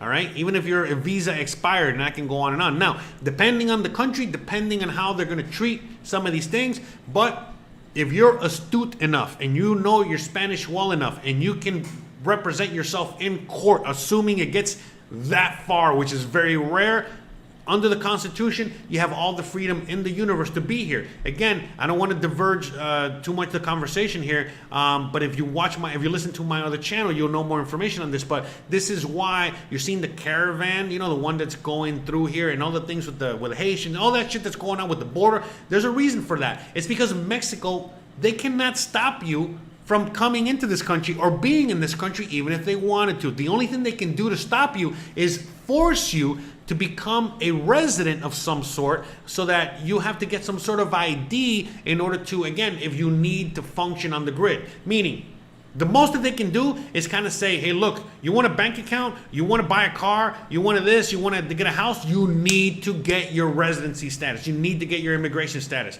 you need to pay this amount, you need to do this, and then you can do that. But otherwise, they basically say, it's like, well, you're here illegally, we're not going to deport you. You get, as long as you're not doing anything horrible, you're not, killing anybody or doing anything super terrible, we really, we're not going to do anything. In fact, you're going to be at a disadvantage because you can't do XYZ, and so you're going to have to, no other choice but to go back to your country. You feel me? But the thing is, since Mexico is cash only, Mexico, you can start a business just opening up your door, and everything is so informal. Well, that's why you see that there's over 1 million Americans illegally out here, and plus a lot of illegal immigrants that come from all over the world that are just living here and have been living here and will be living here for fucking ever, and they don't got to worry about anything. All right, so I hope that answers your question when it comes to that. But yeah, at the end of the day, even if you come out here on a tourist visa or no visa, you have every right as a Mexican citizen does, all right? Good and bad, all right? So, and just to finish this question, Kane's question. So my family were in a bad situation. Would locals help out, or do they look out after each other? No. Again, it all depends. You know what I mean? Like if you're in a neighborhood and you're friends with your neighbors. By the way, so you move to a neighborhood. Trust me, your neighbors will come say hi. You will have to say hi and all that shit. So if you are a nice neighbor and you interact with your neighborhood because they're going to interact with you, you're fine. That's it. You're in part of the group. Whatever happens, they're going to protect you, and vice versa. You get what I'm saying? But again, you gotta also be part of the community. You know what I mean? So for example, at first, people came and said hi, da da da da da, dee dee dee dee dee. But as I was in the neighborhood, and I'm a loud, vocal guy on all these other things. Anytime that anything happened in the neighborhood, I'm always one of the first guys. Hey, what's going on? Hey, what's over there? Hey, do you need my help? Hey, da da da da, dee dee dee dee dee. They see me with my camera, they see certain things, so all of a sudden, it's like they know what's up with me, you know what I mean? And so they definitely protect me because they know I'm protecting them in one shape, form, or another. So it's the same thing with you guys, whatever neighborhood you are. So if you make yourself the the curmudgeon American, you don't come out of your house, you don't talk to your neighbors, you're very get away from me, then trust me, they're not gonna give a fuck what happens to you. You feel me? Because they see that you don't give a fuck about them. So that's basically how it works, and that's for a good majority of Latin America, but at least that's how it is in Mexico and shit like that. So okay, next question. Streak is asking, do women in Mexico automatically find you more attractive if they find out you're American, Mexican American? Again, it all depends, man. It all really depends. Some women don't like Americans. Some love Americans. Some love what you can bring to the table. Meaning, hey, you have a better set of values than the typical Mexican. And there's just so many things.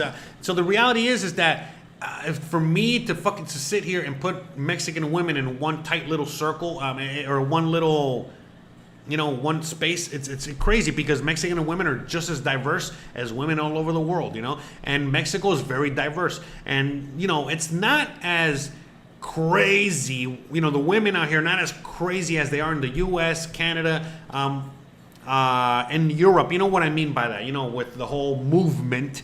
They're not that crazy, but there are like that. My wife is a feminist. My wife is lefty. My wife is all that stuff. But she is very traditional and traditional in her ways, and we keep it traditional. But why? It's because I'm lefty as fuck too, but I assume the role of the man, of the male, of the head of the household, of all these things. So it's very, you get what I'm saying? Like, she'll do housewife stuff, you get what I'm saying? And it's not a problem, because you know what? I do husband stuff, you know what I mean? And it's not a problem. I take out the garbage, I change the tire, I do this with the tree, I do whatever I gotta do. There's a dead animal, I gotta take care of it, whatever, you know what I mean? And then she does all the woman stuff and and again, I wash clothes, I do the dishes, I cook, I do this. She also takes care of a dead animal, throws out the trash, does all this stuff. But again, you know what I mean? You know, some things are more one for one, and you know, one for the other. So at the end of the day, all I'm saying is that you're going to find a huge variety of women out here, and the reality is they're going to be attracted to you. So be you, and just put yourself out there. But yeah, I think for the typical Mexican woman that's kind of tired of the typical Mexican man, you're going to be attractive, okay? Because just like in the U.S., a lot of American women are attracted now to, I don't know, everybody else except American men. You know, that's the same kind of shit, you know what I mean? So just FYI on that. All right, so, but again, take all that with a grain of salt, you know what I mean? But at least me, I've had a lot of luck. Depending on the man, expat that I know, some expats have no luck. Some expats have even more luck than I do. I used to have one after the other all the time. Again, look at my beautiful wife. It's not an accident. So it's the same thing, you know what I mean? It all depends, man, you know what I mean? I think if you go through the traditional everything, you know, meaning like what it takes to be a man, how to get a woman, the things that you need to do in order to, you know, to make sure that you have a woman, get a woman, and all that shit, well, guess what? You're not going to have a problem. But if you are having trouble with those things, then it's going to be a problem. You know what I mean? I think that's basically kind of sums it up there. All right. Greg. Okay, it's like, what are the costs of TVs, 55 to 65 inch TV approximately? Oh, I don't know, but you know what you can do? You can go online and search. In fact, you can go to like Amazon.com, and you can do things like that. In fact, if you want to know more specifics like that, what you need to do is download a VPN. And you're going to need a VPN when you're living out here anyway, and start familiarizing yourself with what that is. So download a VPN, get a VPN, connect to Mexico. Once you're connected to Mexico, go to, you know, certain websites, okay? Certain department stores and certain things like that, and look at the prices there, and you can check for the prices. Because you know what, bro? I don't work for Best Buy. I don't work for any of these things. I don't know the prices off the top of my head because I don't even have a 55-inch TV. So I don't know. But the reality is that electronics are going to probably most likely be more expensive here than they are in the US, only because of import taxes and shit like that. So just be aware of all that. But the best thing to do is to, like I said, you know, go to local stores, you know, find out what the local Mexican stores are, and then look at the prices within those stores. You know, like Coppel, Chedraui, Gran Chapul, and shit like that, okay? And if you want more information, go to the Google Maps, go to Merida, or pick your city, and then just type in whatever you're looking for, and you're gonna find a bunch of stores, Liverpool, whatever. And once you go, Liverpool's a store, and once you go to these stores, you can find the prices there. In fact, you can shop and look all you want. You can see everything you want, okay? And the reason I said the VPN is because sometimes if you go in from an American internet connection, they're going to show you the prices in dollars, okay? And, you know, you want the prices in Mexican pesos, and, you know, and things like that. And it could be different, and just so on and so forth. In fact, you might not need a VPN, but whatever. Hopefully that helps. I know it was all over the place, but that's the best I can do, brother. Angel, Greg, okay, Greg is answering. Angel says, if you're going to...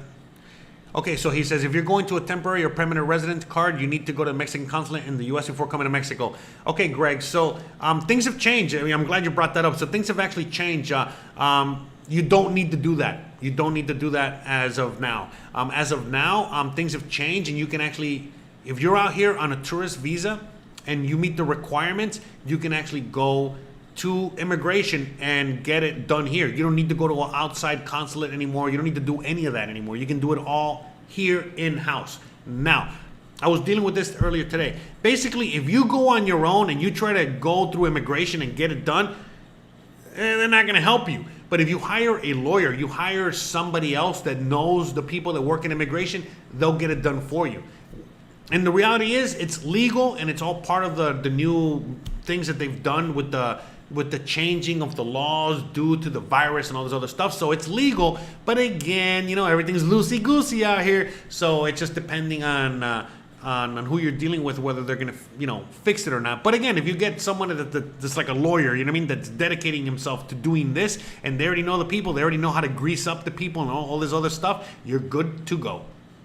So you don't have to worry about it. But yeah, again, you can renew your tourist visa without leaving Mexico, and you can renew, not just renew, I'm sorry, you can apply and get your residency, whether it's permanent or temporary, in Mexico without having to go to a consulate outside of Mexico. So you can do everything in here. So in fact, what I'm telling a lot of people now that are, saying, oh my God, I don't know what to do. I'm going to consulate to consulate. I'm trying to get my this. What I keep telling people is, you know what? Just come out here on your tourist visa and you're good to go. And you can get it all done here. All right. It's probably going to be cheaper. All right. So I hope that helps. All right. El Cuescurque, whatever, says, hola, buenas tardes. ¿Cuál es el precio más económico de renta que has encontrado en Mérida? Oh, okay. That's a pretty good question. Es una pregunta buena. He's asking me, what is the cheapest price I have found for an apartment or anything out here? Honestly, $50, which is like 1,000 pesos.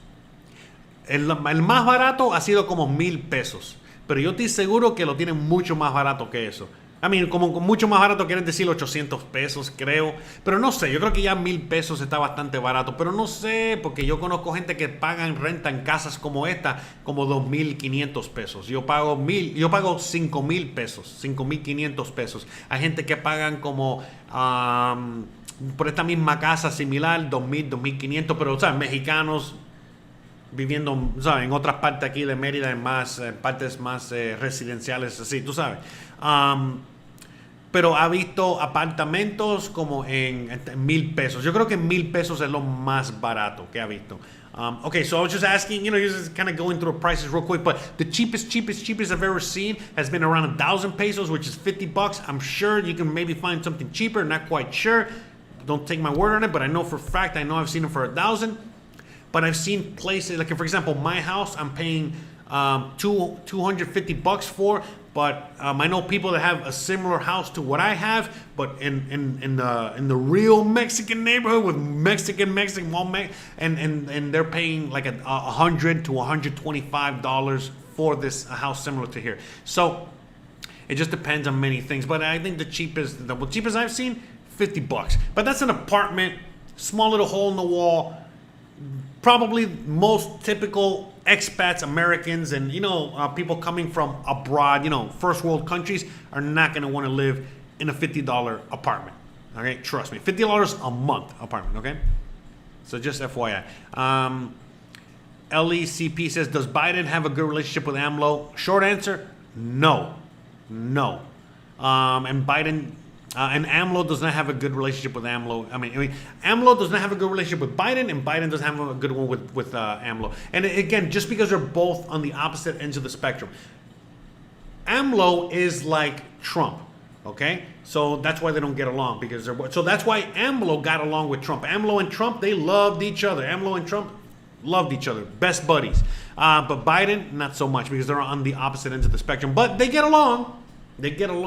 But at the end of the day, AMLO knows that what's going on in the USA is a shit show right now, and basically he just kind of like gets along like this with them, like, okay, yeah, whatever, but that's it. They're doing their own thing out here, and in fact, Mexico is becoming even more brazen, and again, even trying to pull away from the US in many aspects, trying to become more independent, and again, signing closer ties with the U.S., but at the same time becoming more independent, okay? So that's anti-globalism, anti-NWO, all that shit. So that's where AMLO stands, okay? So they do not get along, short answer, okay? You've already been approved, okay, As Opie says, I guess it's about time for vacation. That's right. Okay, Ensenada, you guys talking about Ensenada. I'm going through the comments now. I'm gonna put a little music while I go through the comments.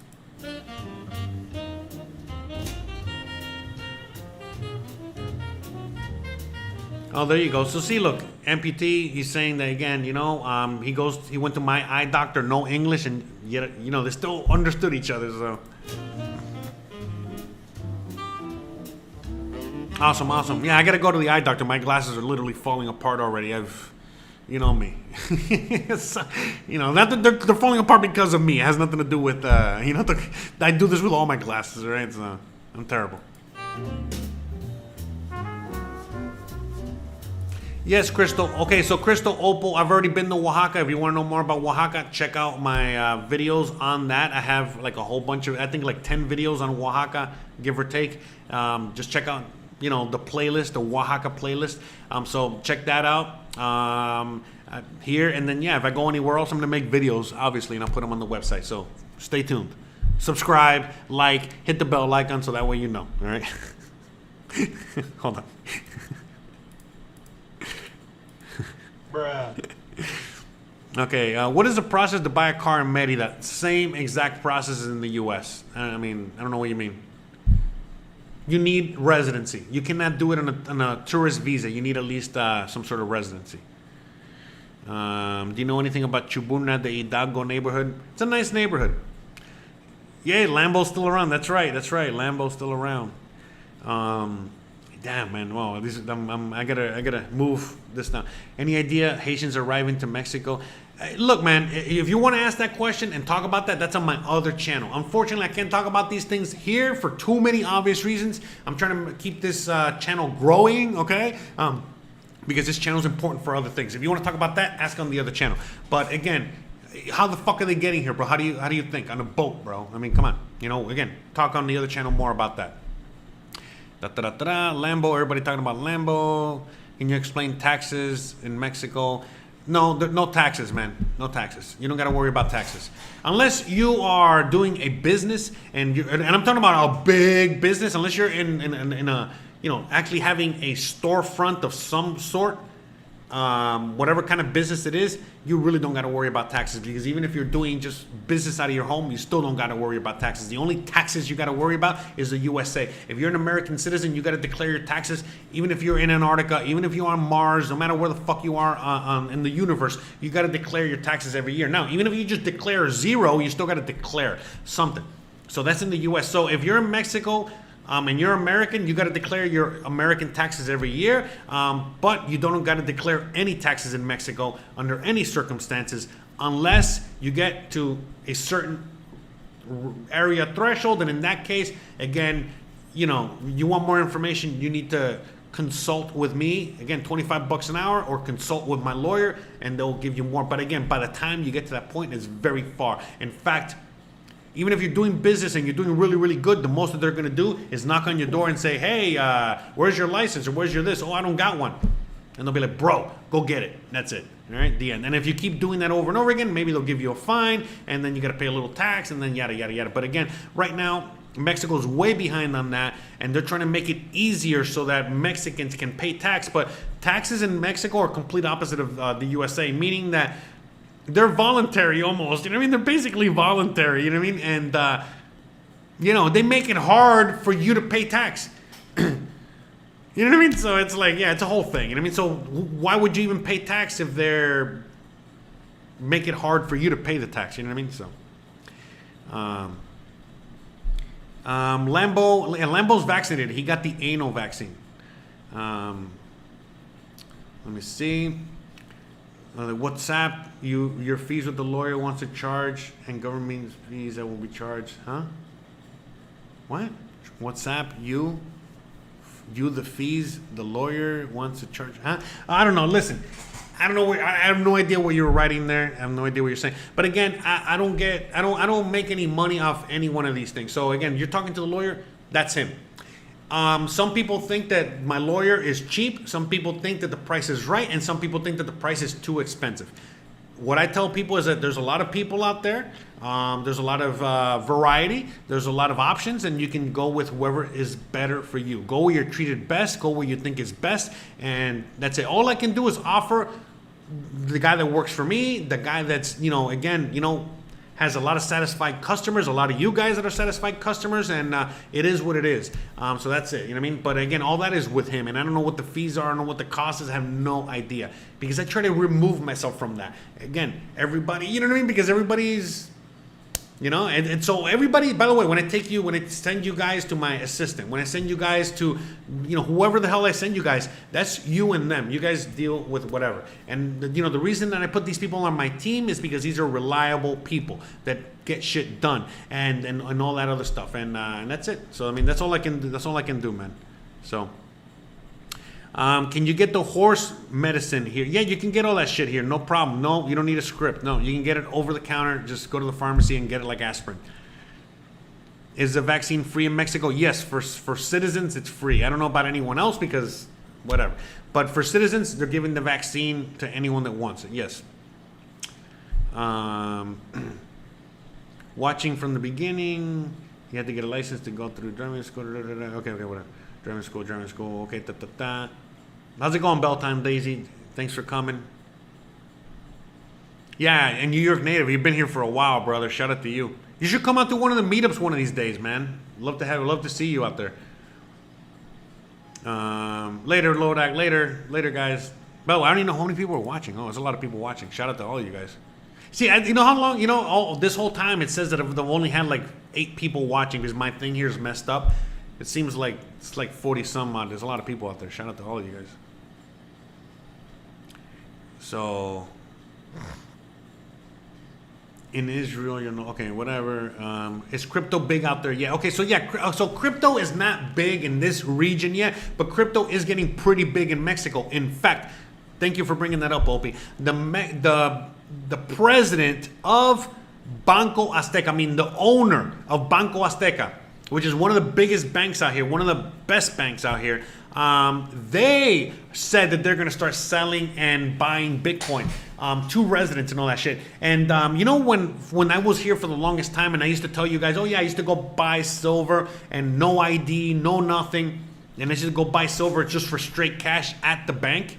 Well, that's the same bank in which you can, or they're going to start doing the Bitcoin. So since they're already, all about, making sure that you are your own bank and selling silver to you and not asking for ID and not asking for anything, then definitely they're going to, they already said they're going to be bringing Bitcoin and implementing it. But on top of that, they're going to be probably providing it to the citizen without having to, be on the grid, give kind of information and things like that. Because, for example, the only bank that I can buy silver without ID is Banco Azteca. If I don't go to any other bank, I gotta have ID, I gotta this, I gotta that, whatever. So just FYI, all right? So yeah. So crypto is gonna be big in this country. It's big in places like Guadalajara, Mexico City, and a lot of places, and a lot of cartel heavy as well. And a lot of places, crypto's very, very big already.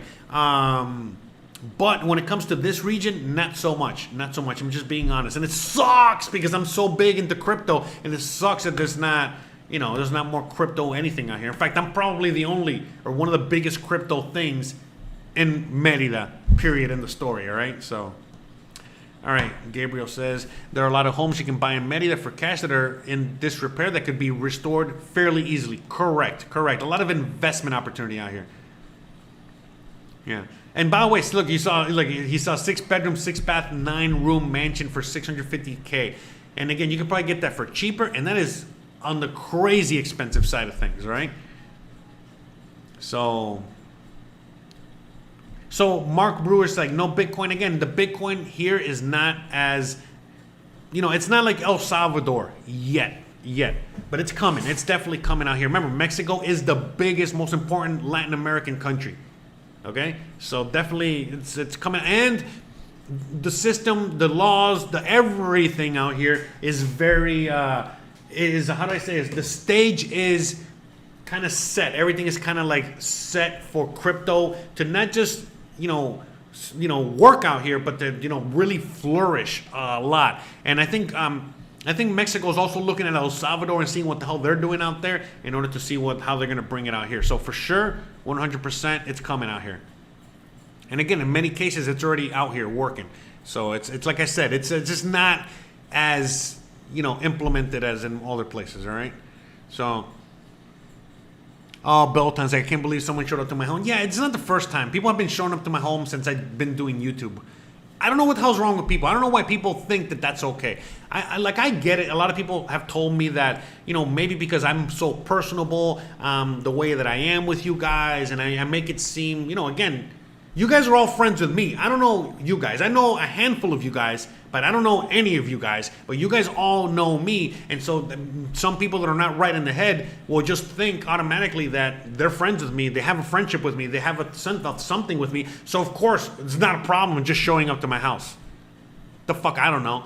You know what I mean? I don't know why people are crazy like that. But again, it's like, to me, it's like I don't even show up to my friend's house unannounced. The fuck? I don't even show up to my neighbor's house fucking unannounced, all right? Well, sometimes I do, and vice versa, but that's my neighbor. But anyways, show up to my neighbor's house calling the cops. Anyways, what's crack-a-lacking? Did I miss something? Where are you filming this from? I'm filming this from my house in Merida, Mexico. All right.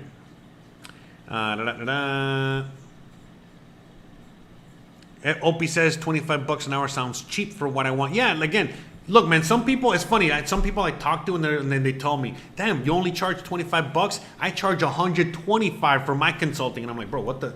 By the way, shout out to you. You're probably listening. Shout out to you. I'm not going to tell you who, but some people say they charge like 50, whatever. But again, it depends on the consulting and depending on all these things. The reason I do 25 is because I feel that that's a fair rate. $25 an hour. Come on, man. Fair rate. And the thing is cheap enough where it's accessible to almost everyone.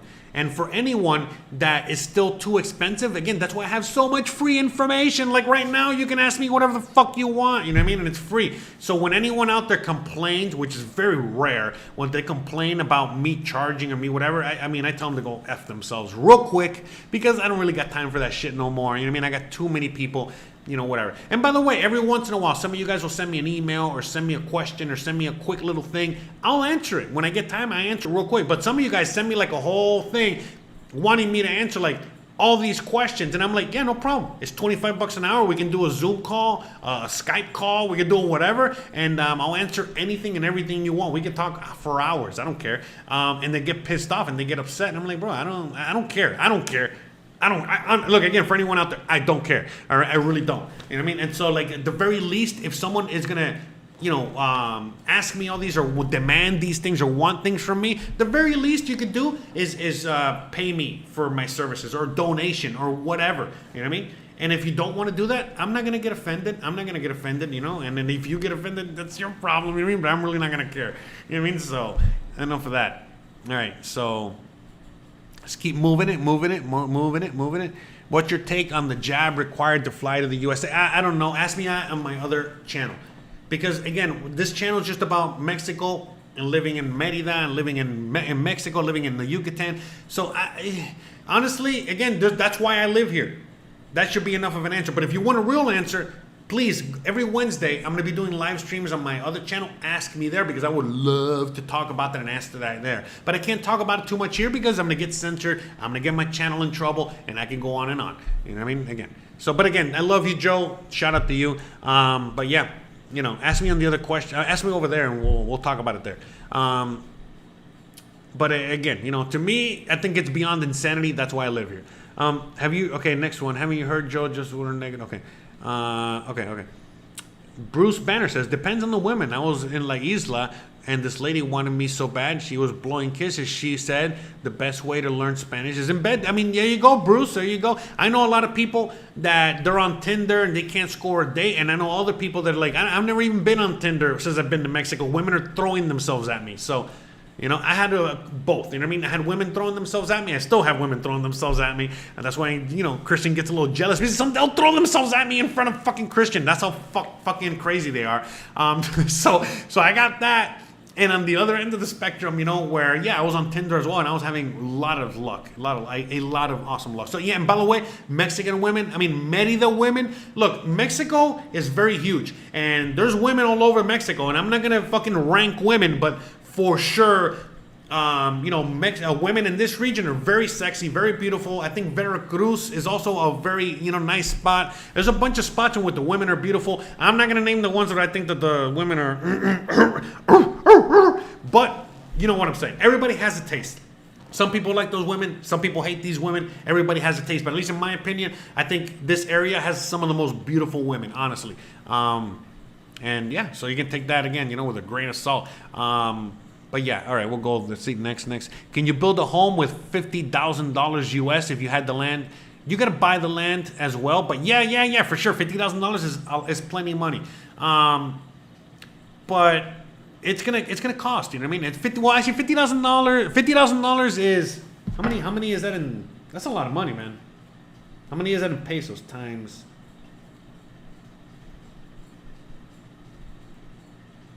Oh yeah, I think I already did the math on that. That's 1 million pesos. I mean, if you already bought the land and you got $50,000 US to build a home, yeah, it should be enough. It should be enough. Probably gonna want a little more or a little less. I think it's enough. Honestly, I think with $50,000 is enough. I just don't know what you want to build. But it's how about this? It's plenty. Okay, to build something. Now, if you want to build something big, maybe it's not enough. If you want to build something medium, maybe it's just enough. If you want to build something small, definitely enough. Okay. There you go. Yeah, go to Copel. There you go. Thank you for the help on that. Okay, and the next question by Nasha Minichko, whatever. If you're a gringo and set up a business in Mexico, would you be considered a threat target for taking the local business? No, bro. No. Now again, if you're in, like for example, my neighborhood, okay, I have an old lady that's a friend of mine, and she has a little store, selling all kinds of like a little quickie mart. And I got like whatever. If all of a sudden I open up a quickie mart and I start undercutting her, I start fucking with her business, I start whatever, she might get mad and things might whatever. And in fact, the neighborhood just probably won't shop here. You get what I'm saying? But at the end of the day, no, man, it's not like that. You're not gonna have the cartel come after you because you're selling fucking potato chips or whatever. I mean, don't worry about it. You're good. Do you recommend working with natives to avoid conflict? A todo es tranquilo. You're not gonna have any conflict, man. And by the way, your work, the only work that's gonna work for you or anyone is if you start your own business or if you're earning dollars. But if people that come out here and they wanna work in the Mexican economy, like work for Mexican wages for a Mexican company, listen, man, you're gonna wish you never even asked that question, because when you find out how much you're gonna get paid a week, a month. Yeah, anyways, you're going to start up your own business like that. So, but at the end of the day, no. In fact, if you start something, whatever it is, and you employ Mexicans, they're going to love you. Why would they hate you? And if you're bringing some American, whatever it is, out here, American culture, American products, American anything, whatever, anything that's out that's not Mexican, they're going to love it. Korean, whatever. Whatever country you're from, you bring your shit out here, they're going to love it, man.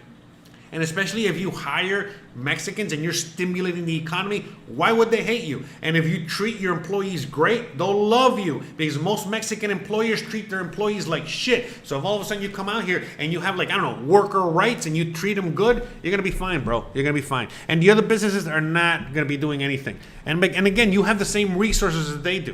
You know what I mean? So you got to remember, if they fucked with you can fuck with them. Casita Views, thank you for the $4.99. I appreciate it. Thank you for the $4.99. Thank you so much. Thank you for everyone out there as well. All the donations today. I think I got a bunch of donations. Thank you. All right, let me see. Learning all the Spanish bad words helps. Yeah, that's always good. Run away. Let's not grab her. Okay. Da-da. We got Hanson up in the house. We got everybody. Is Hanson in the house? Oh, I don't know. I think he's already blocked. I don't know what the hell he is. Shout out to you. Can I be Hugh Hefner? You can be whatever you want, man. You can be whatever you want. Yes, sir.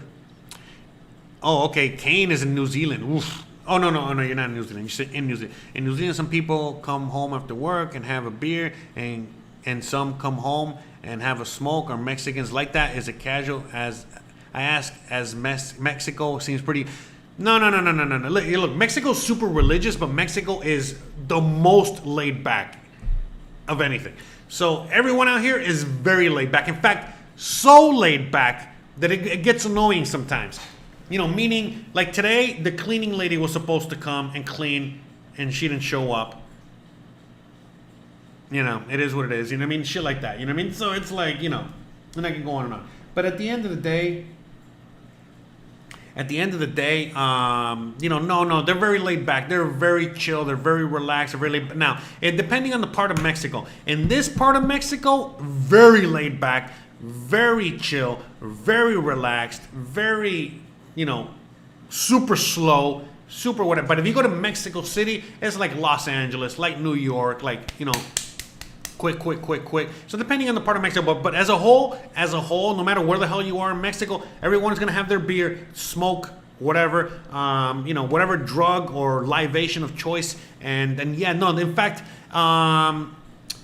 you know, like in Japanese culture, I forgot which part, anyways, but you know, there's like a city, I think Osaka or something like that, where it is encouraged, you know, part of their culture to party and have fun and do all these things and then enjoy life. It's the same thing in Mexico. As a culture, as a whole, that's kind of like what they do here. As a culture, as like a whole, what they like to do is they make sure, in fact, you know, you gotta, you know, even though bosses might treat their employees wrong, they still have rights. They still got to give them Christmas bonuses. They still got to do all kinds of shit like that. So the reality is that, you know, people work out here and they're hustlers and they do whatever. But at the same time, you know, they care more about, for the average Mexican cares more about partying and living life and enjoying life and celebrating and all of that shit than working.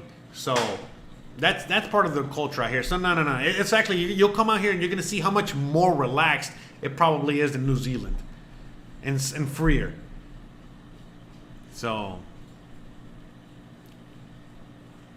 let me see. Okay, MPT Adventure says the cheapest one he saw was 2,000 pesos, which is $100. You know, we're talking about the cheapest place out here. José, muchas gracias. Sobre la renta, tenía mucho interés en saber los precios de la renta.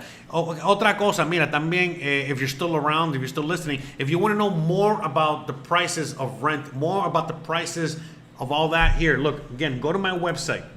As you guys can see here, okay? Go to my website, all right? And then go over here where it says Free Merida, Mexico Resources. Click there, all right? When you click there, you're going to find right up here at the top all these websites where you can literally, again, look, you can look for an apartment, okay, mira, okay, departamento, or lo que sea, you know, tipo, doesn't matter, lo que sea, okay, how many, doesn't matter, okay, to rent, all right, and you're just gonna look there and you're gonna find, that's it,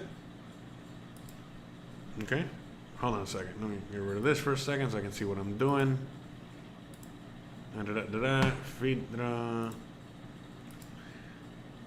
So let's look at the cheapest price, okay? And this is everything, okay? So, and by the way, this is, you know, there's si hablas español, use Facebook, okay? Facebook will be your friend. All the Facebook groups, and you're gonna find cheap, really cheap.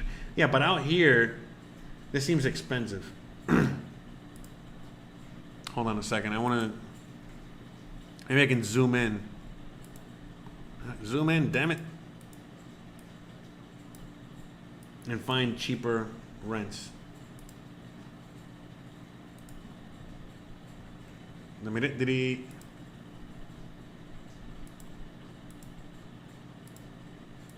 All right, so let me see if we get cheaper rents.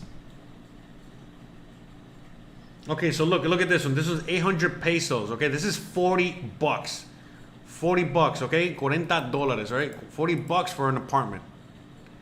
All right. See, look at that. Small little apartment, 800 pesos. All right. So that's that, and then this one's 1,000 pesos. But look at how tiny this is. Okay, it's like a room, literally, just a small little room. Okay. But they have apartments, okay, for cheaper. Here's 1,500, okay, for an apartment, tiny. All right. But anyways, just go here, like I said, and you can find everything there, okay? And then all the information, okay? All these other things, okay? So, alrighty. Let me see. Next questions. Hold on, let me get all this back up here.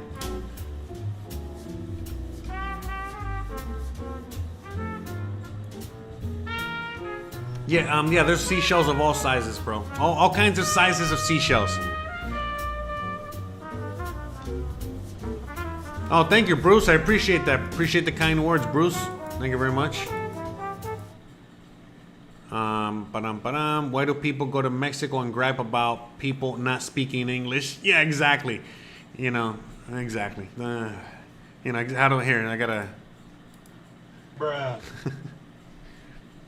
Okay, so see, there you go. So the price was good for the lawyer. Okay, yeah, don't, you know, I like to keep some things, you know, private, whatever. So, okay, good. I'm glad that you're happy with the price. Good.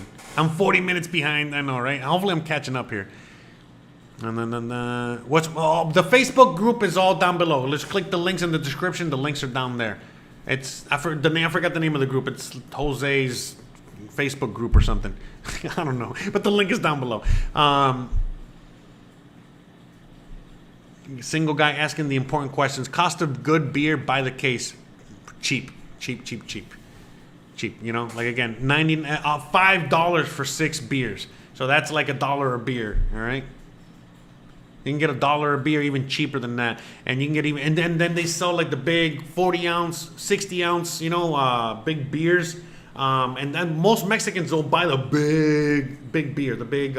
And they'll drink from that, and that's even cheaper. You know, you can get like a liter and a half for like 50, 60 pesos, you know, which is like $2.50.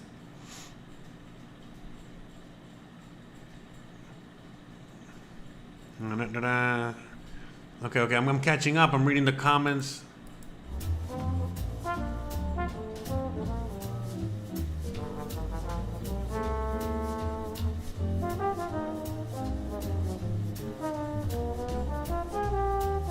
No, you don't need the jab. You do not need the jab out here for anything. Period. End of story. No one needs the jab for anything. All right, just in case anyone's asking. Did I get my desk yet? Yeah. This is the desk. The desk is among. Yes. I got the desk. Thanks, Rick. Got that a long time ago.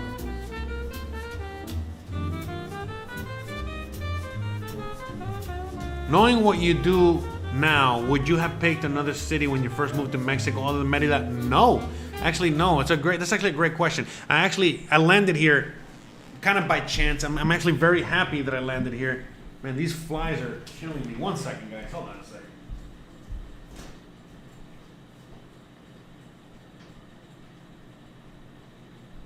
Where's the fly swatter? Oh no. I don't know where the fly swatter is. Anyways, I got flies that are bugging. Hold on a second, guys. 1 second, I'm coming. Oh, I know, I forgot the music. I'm all over the place. 1 second.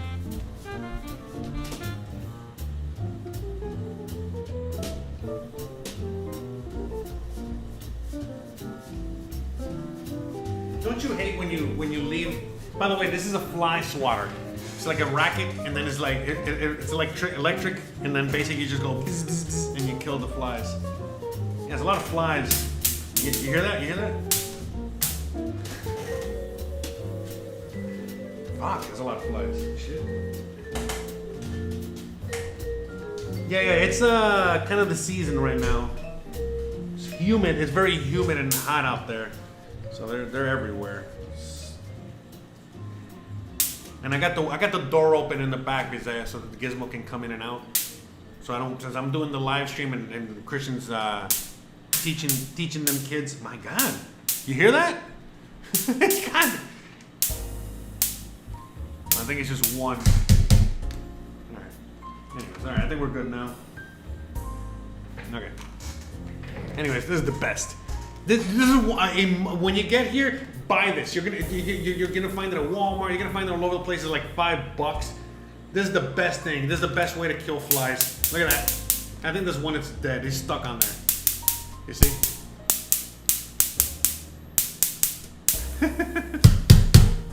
All right. Enough of that. I forgot what it was. Oh yeah. So yeah, actually, the reason for me personally why I like it here is very simply only because it is in the Caribbean. I'm from Miami, Florida background. My parents are Cuban, and so for me, this is the great spot because There's so much Cuban influence. There's so much Caribbean influence. In fact, this is Mexico light. This area just got connected to Mexico like 60 years ago. It was connected to Cuba and the Spanish Empire forever. The Yucatan, this whole area. So basically there's more influence here. You know, that's why the architecture is a little different. That's why things are very different out here. You know, the way they look and all this other stuff. Because there's so much like Spanish influence out here. And so with that being said, you know, as a Cuban, I can find a lot of Cuban things out here. Not just the food and trees and fruits and things like that, and fauna and the temperature and all these other things, but the culture, the way they speak Spanish, the food. You know, some of the Yucatecan food is kind of Cuban, you know, which is cool, and vice versa. And so for me personally, I love it. Other parts of Mexico are Mexico, but I feel like this part of Mexico is not like Mexico. It is very different. It's like its own thing. And again, it resembles more the Caribbean and what I am used to. So for me, it's great. Lance asked me, do I know a Spanish teacher? Yeah, I know like 100. I know a lot of Spanish teachers. A free, cheap Spanish teacher, download the app Duolingo. You know, type it real quick. No, wait, I think wait, am I spelling it right? There we go.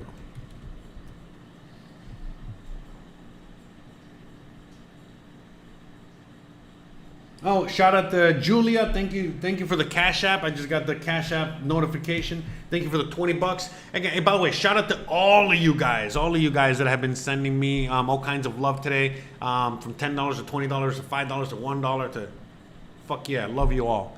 Thank you very much. Duolingo. Oh, I guess I went up. Oh yeah, okay. So I was already at the end. All right, yes, I caught up to everybody. Yes. All right.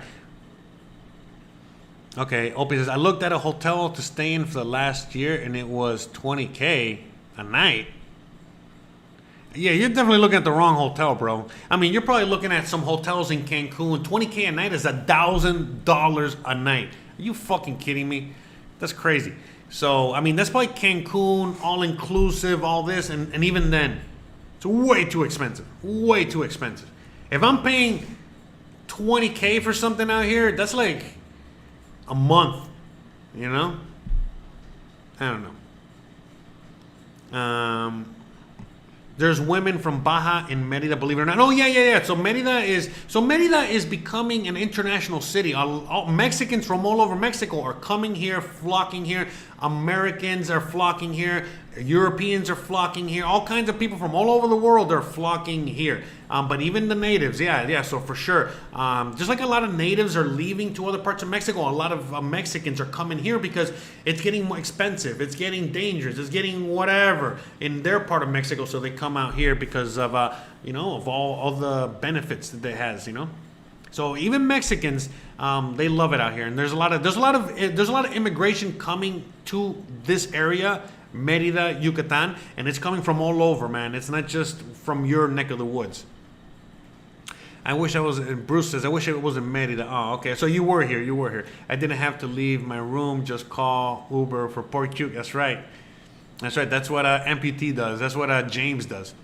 Do you know if someone on SSI can become a temporary resident? Yes, yeah. In fact, if you got Social Security, disability, you got whatever, in fact, you got a check coming from the government, trust me, that's who they want. Because, like, for example, I'm an entrepreneur, and my, finances fluctuate, and yada, yada, yada, this, that. I'm more of a risk. But if you're coming with a monthly check from the U.S. government, which is never going to bounce, trust me, that's like a big green flag. You're good to go. So if you got any kind of money coming from the government, you're fucking straight, man. You're good to go. Now, there are requirements. I don't know what the exact requirements are. I heard the other day that you need, I think, 2,100, 2,200 a month. But then I was watching some other YouTuber and basically saying that they're not doing the math right, that you kind of need to prove that you make that a month, but the reality is that, like, if you do this math equation, which you kind of have to do, it boils down to, like, you need to have 1,400 a month. So basically anything over 1,400, you got to prove that you got to have that. So for example, let's say that your check is only $1,000 a month, so you're $400 short. Well, it doesn't matter, because if you have any asset, that counts as well. So if you got an asset that's worth X amount of money plus $1,000 a month, you're good to go. If you make $1,000 a month, that's like a doctor, man, or any professional. So you're making that, so you're good. You know what I mean? They're not, and that money is coming from abroad, so they want you here. Trust me, and they're gonna do everything possible to make sure you can be here. So. Yeah, flies, mosquitoes, bugs, whatever the fuck you want to call them. I hate them.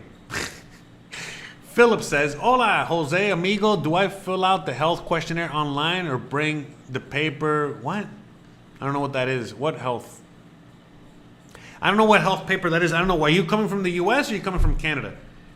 I don't know what that is. If that's like a new COVID thing, I don't even know. But I think if you're talking about the COVID thing, then you would fill that out at the airport. They give you a little paper. You fill it out, and then you take it on the plane with you, and they don't ask for it on the way back. Now, they might ask for it on the way back, but you know, when you get off the plane, but whatever. By the time you get off the plane and you're at your destination, what are they going to do? Return you? So whatever. Don't worry about it. It's very lax. They barely. I don't think they even.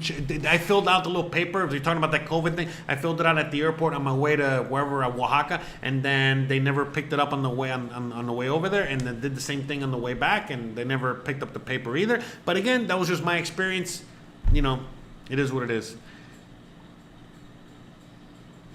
Yeah, Pedro, and again, Pedro, you know, he says temporary residency is based on monthly income and minimum bank account. But again, that varies, and that is very loosey-goosey depending on many factors. So it's not like in the US or Canada where everything is like exactly what it says in the thing. No, not necessarily. You know, they have a little bit more discretion for shit like that. And again, if you're going to be going through a consulate, they're going to be more rigid in their interpretation of these things. But if you go through here in Mexico, they're going to be more loosey-goosey.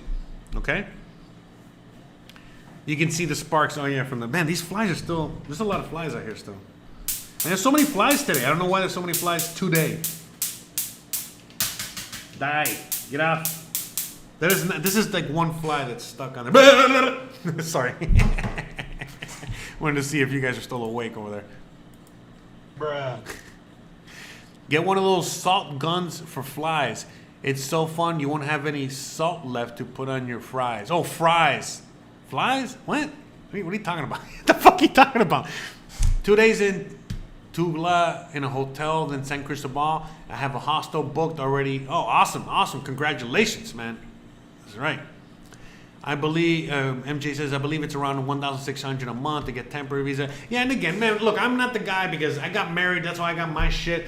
Oh, by the way, to add context to that whole story, MJ, because remember, by the way, so there was another YouTuber doing another live stream talking about, I don't know what the fuck, and MJ, shout out to you, she sent me an email saying, hey, look, they were talking shit about you in the chat, and I thought that was hilarious. I'm not going to get too deep into that. But just to add to the little story, for anyone that doesn't know, yeah, the main reason I ended up in Mexico was because I was driving, it's short version. I was driving through Texas, driving through the wrong neighborhood at the wrong time. I got arrested. You know how it happens in the U.S. or you get arrested, you get kidnapped, and then you get held against your will until you pay a certain amount of money. Yeah, in the U.S. So then that happened to me. I broke free from that. I lived in California. I was trying to, again, keep breaking free from the system, from that Texas situation. And it was getting very hairy. And I said, fuck it, I'm out. And I left to Mexico. This is, again, super short version. And when I was in Mexico, from here, I got to finish dealing with my situation. And I dealt with it. Why? Because I still got family and friends and shit I gotta do in the US, in which I gotta go back, and I'm not gonna be a fucking fugitive. And again, if I'm a fugitive, I mean, how the fuck am I gonna get any kind of a legal status in this country? I mean, they definitely check me over there, so come on, you know what I mean? So it's just, straight up right there. But yeah, honestly, for most of you guys, this guy, again, you see how when you talk about certain things, you get censored, you get stopped, you get bothered, whatever. I'm guessing you guys are still listening. I have no idea what's going on here. I'm trying to figure this out. Let me see, 1 second. And if I'm a fugitive, I mean, how the fuck am I gonna get any kind of legal status in this country? I mean, they definitely checked me over there. So come on, you know what I mean? So it's just, you know, straight up right there. But yeah, honestly, you know, for most of you, I just got, and again, you know, you see how when you talk about certain things. Okay, so yeah. So whatever I was saying there, I'm not quite sure. It seems to cut off and it went and jumped to something else. It got censored. So basically, yeah. You know what I mean? I had my situation in the USA. Unfortunately, I left because it was either that or go to jail for some crazy shit. Once I left, I was able to take care of it from here, and everything's taken care of, and that's it. It's as simple as that. But it was a lot easier to take care of that legal situation from Mexico than it was in the USA. In the USA, I mean, they were threatening me constantly, throwing me in jail and doing all kinds of horrible things to me. And a lot of you guys know, Opie knows, Amputee Adventure knows, a lot of you motherfuckers know. You guys have been around for a long time. Lodak, he left already, but he knows. A lot of you guys know. You know, I documented the whole thing, everything. So I make no bones about it, but I do got to set the record straight sometimes just because. I mean, again, I don't really have to because all the information is already out there. I recorded everything and everything's there. But yeah, man, that was a crazy part. And Mexico saved my life. And I came out here, and once I got here, and again, it was all extortion. Remember, that's all the whole system is back home, is extortion. So once I came out here, and they were just trying to extort my money, and there was nothing that they could do anymore. And they knew that I was free because I was free. I was here free. They knew that they had to now be nice and play ball. And all of a sudden, everything changed. Everything was great. Everything was lovey-dovey, yada, yada, yada. And then that's it. I paid what I had to pay, did what I had to do. Record is expunged. Record is clean and free. And that's it. And it was all done you know, basically a lot easier here than it was back home. But yeah, I left the USA because I was running away from the bullshit that was over there. But I mean, to me, it wasn't like I wasn't a fugitive or anything like that, and I didn't do anything wrong. In fact, it was for, again, I was in Texas, and they arrested me for resisting arrest. Explain that, all right? And then after the illegal search, they found some cookies that they said had, you know, again, a controlled substance in it, which they were just fucking cookies my friend baked. But whatever, who cares, right? You know, it is what it is. It's all in the past now anyways.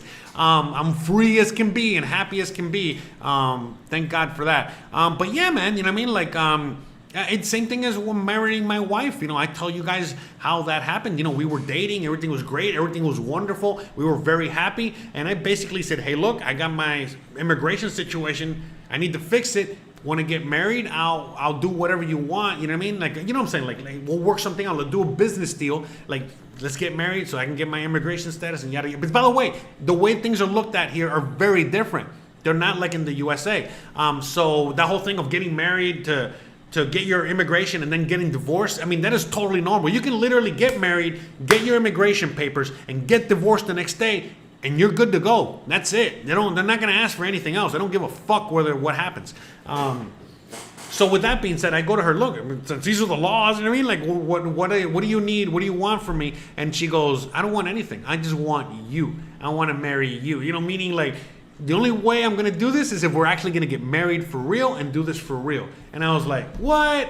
And I'm like, all right, I guess we're doing this for real. And that's it. We got married, and the rest is history. I mean, we're fucking very happy together. We're fucking very, very happy together. Anyone that knows us knows what's up. And yeah, you know what I mean? But that's what happened. I mean, I ain't making no bones about it. You know what I mean? Like, fuck, I know everything I do, whether, I know a lot of you people out there that listen to me think that some of the things that I do are very borderline or you know, very borderline legal or borderline, you know, hey, he's probably doing illegal things or doing things like, no, listen, everything I do is legal. And again, in today's world, especially if you're an American, Canadian, anything like that, no matter what you do is illegal. You fart the wrong way is illegal. You look the wrong way is illegal. No matter what you do, everything you do is illegal. So whatever, you know what I mean? With that being said, but at least when it comes to, you know, everything out here, 100% legal beagle all the way, 1,000%. And yeah, but again, yeah, there is, yeah, again, yeah, Pearl, look, Pearl knows, I mean, she knows my story as well. Again, there's no way I could, again, I escaped, again, don't get it twisted. I did escape because at that moment I was a fugitive because they were trying to arrest me because, again, they wanted more money out of me.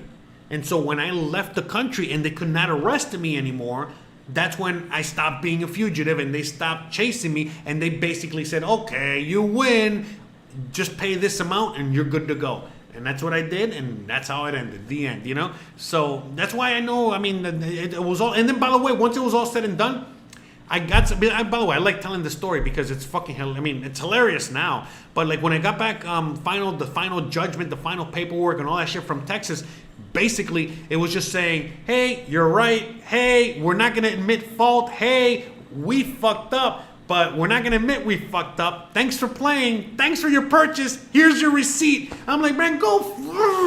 I was so pissed.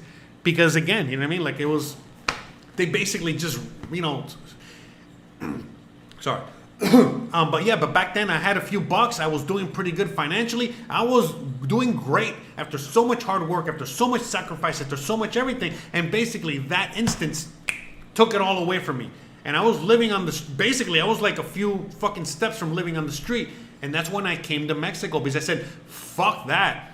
If I stay in LA, I'm going to be living on the street. I'm going to be living on Skid Row. But if I just take my I only had 1,500 bucks to my name and my clothes, my stuff.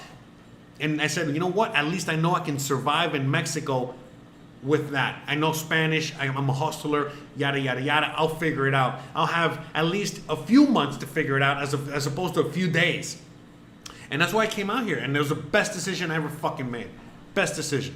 So yeah, fuck that. And again, the reason I had to take care of that shit in Texas no matter what is because if I wouldn't have taken care of that, then all of a sudden it would have been a problem, like for reals. And if I fly back, all of a sudden I got a felony charge and they're flying me back to fucking Texas to go see a judge.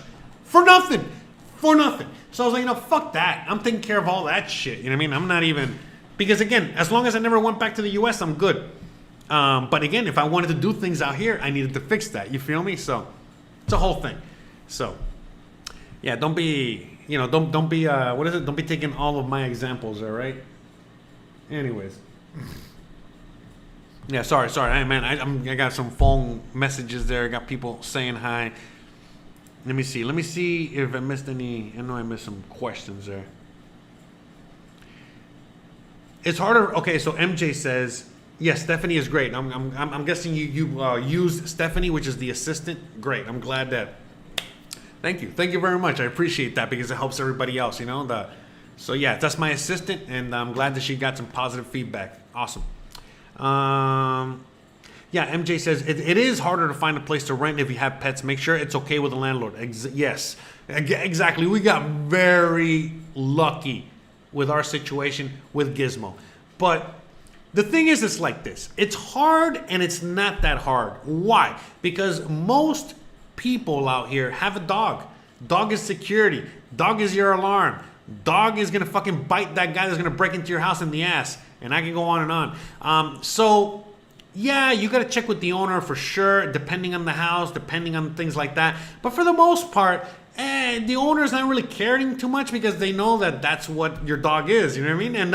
And they also feel, fuck it, my house is extra protected. This guy has a big dog. Great.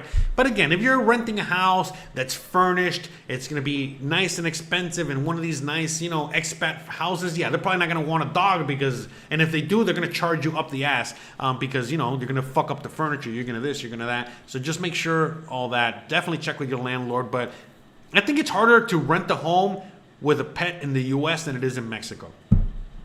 So, anyways, let me see. I think, we're okay. Wow, okay, we're almost at 2.5 hours. So we're gonna wind this down. All right, guys, we got a few more. Let me just, quickly go through this and see where we're at. Thank you so much. Thank you so much for all the love, all the everything. I appreciate it, man. It's no fun being an illegal alien. Yeah, exactly. Yeah, but again, man, some of you guys already know you guys are illegal aliens out here or have been illegal aliens out here, and it's fine. You can't even tell the difference. Honestly, everything's cash only, so who gives a fuck? You know what I mean? Like, dude, how I was here for like almost 6 months illegally, and everything got fixed like that. Okay, I don't want to get into details on that. If you want, you can talk to me in private. We have a little consult, and I can let you know how to fix that. But It's not a problem either, man. It's definitely not a problem. Even if you overstay your visa, you're here illegally, everything can get fixed real quick. And again, the fuck, you don't need you don't need your visa to do anything. What the fuck you need your visa for? So you can, live out here perfectly fine without having any worry on anything forever. Again, there's many Americans. I think close to 1 million Americans living in Mexico illegally for years, decades. Okay, so FYI. So let me see. Free bird. What's the exchange rate? I think it's 1 to 20. It varies. I don't know. I think it's 1 to 20 right now, but it varies. Amputee. Yeah, man. Find a chica and get married. You know who? Your friend out there. Maybe ask her. But look. At the end of the day, that's still going to cost you money.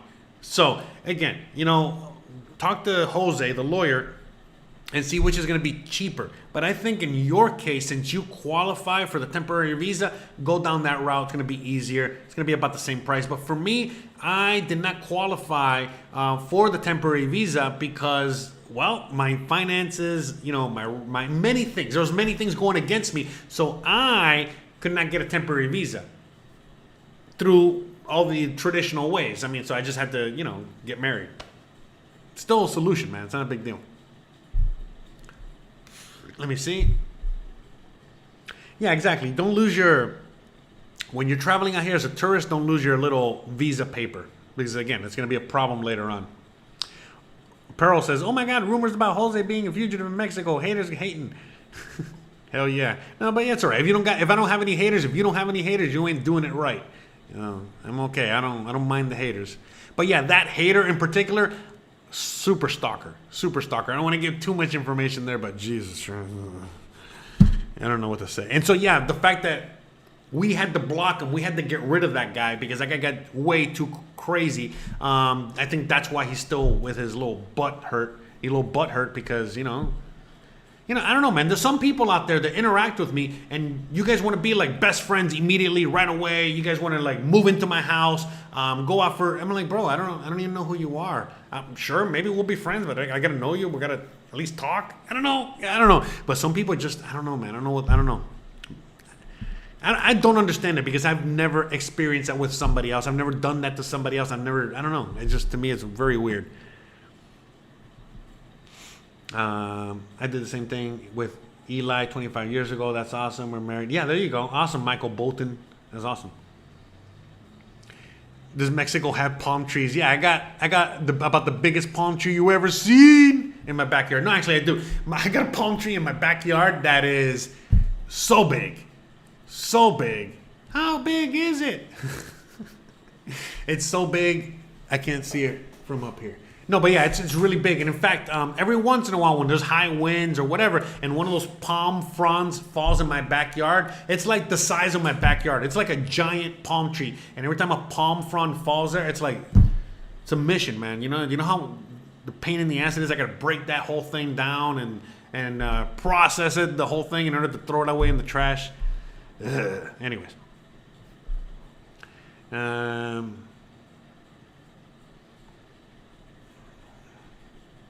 Philip is going to Palenque to look for aliens. It's awesome. Good for you.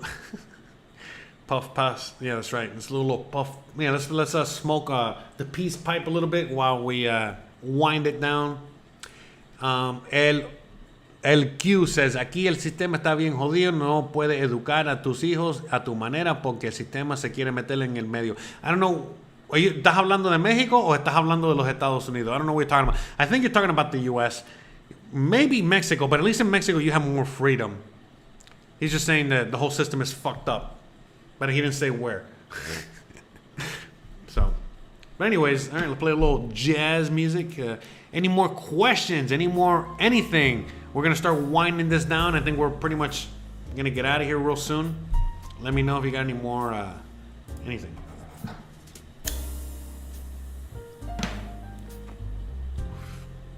Yeah, I highly recommend it.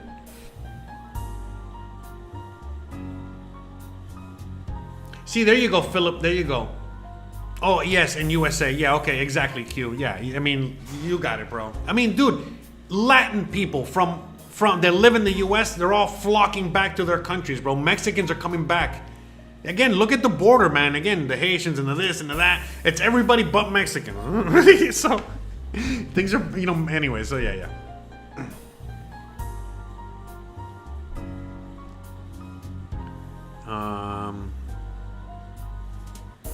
Well, somebody was asking me, what was that? I forgot what the. Jose, man, glad we found you and your channel. Just came across your channel over the past couple of weeks as we're moving down to Merida from Canada. You've offered great info. Oh, I'm glad, man. I'm glad I'm helping. I'm glad I can help, and you're very welcome, brother. I'm glad I've been able to help so many of you guys. Oh yeah, that's what it was. Oh, so Philip. So again, Philip, he's gone into Facebook Marketplace in Spanish, and he's been able to find, again, rooms fully furnished for $100. So they're out there. Again, if the more Spanish you know, the better. Jose, do Mexicans care about NFL games? Yes, they do. They do. I know you're saying in Mexico City. You go, do they care in Mexico City? But they actually care everywhere. Obviously, more Mexicans care about the NFL in Mexico City and in certain parts that are more closer to the USA, like closer to the border and shit like that. But actually, football is really big out here. Even here, we're literally as far away as we can get, and the football is they love it here. In fact, it was really cool because I remember when I first moved here that I used to see, like baseball fields, and I used to see like soccer fields, and I remember the first time I saw my first football field, with the thing to kick the field goal through. I mean, that's how you know what a football field is, right? So yeah, man, no, it's pretty cool. So yeah, they like football, they love football, and they play football out here. Now, obviously, it's not like the USA, but it's yeah. In fact, just talking about NFL for 1 second, I do think that the next time that the NFL does an expansion and has like a next expansion team, I think that they've already talked about it, mentioned it, but for sure, Mexico is going to get a team. I know that they're going to get a team. They do like football out here, so. Yeah. And it's basically because it's America, man. American culture, man. They love American culture. That's another thing I love about Mexico, how much they love American culture. So that's pretty cool. Yeah, because a lot of people think that, you as a gringo or an American, they're not going to like you down here. Not really, man. Not really. They love American culture. Mexico loves American culture. So not everywhere. Don't get me wrong. There's going to be places and people. But for the most part, the typical Mexican is American. In fact, if you as an American in Mexico say, they go to you, hey, so where are you from, vato? And you say, oh, I'm American. They'll be like, oh, really? I'm American too. Because they consider themselves American, North American, okay? So you got to specify and say, oh, I'm from the United States. I come from the United States. Now, not every Mexican is going to get insulted. Most Mexicans don't get insulted. Most Mexicans don't give a fuck, but, it is what it is. Oh, yeah, I watch all my sports, okay? Wink, wink. I got no problem watching anything. So, yeah, if you guys don't let people know here. I don't want to be getting in trouble. But, yeah, if you want to know, there's ways to watch everything. Okay? Paid, for free, however you want. So, yeah, so that's it. So, I think that's it, guys. So... All right, guys, I think that's it. I think we're going to end it there. Oh, there you go. See, London and Mexico City are the next expansion teams. See? Told you. Yeah, but I'm pretty sure I already heard that. Speaking of which, don't be talking to me about football, man. My fucking Dolphins suck balls, all right? And I'm very upset. All right? Very, very upset. So, especially with the fact that, like, oh, it's too late. Yeah, it's all right. Whatever. Don't worry about it. Here, don't worry about it. Who cares? Anyways, look, I think that's it. We're going to bring it to an end here, guys. I was already about to start talking about football, all right? So I can talk for hours, literally. We did talk for 2.5 hours, all right? Nonstop. Actually, I talked for 2.5 hours nonstop. You guys are just listening.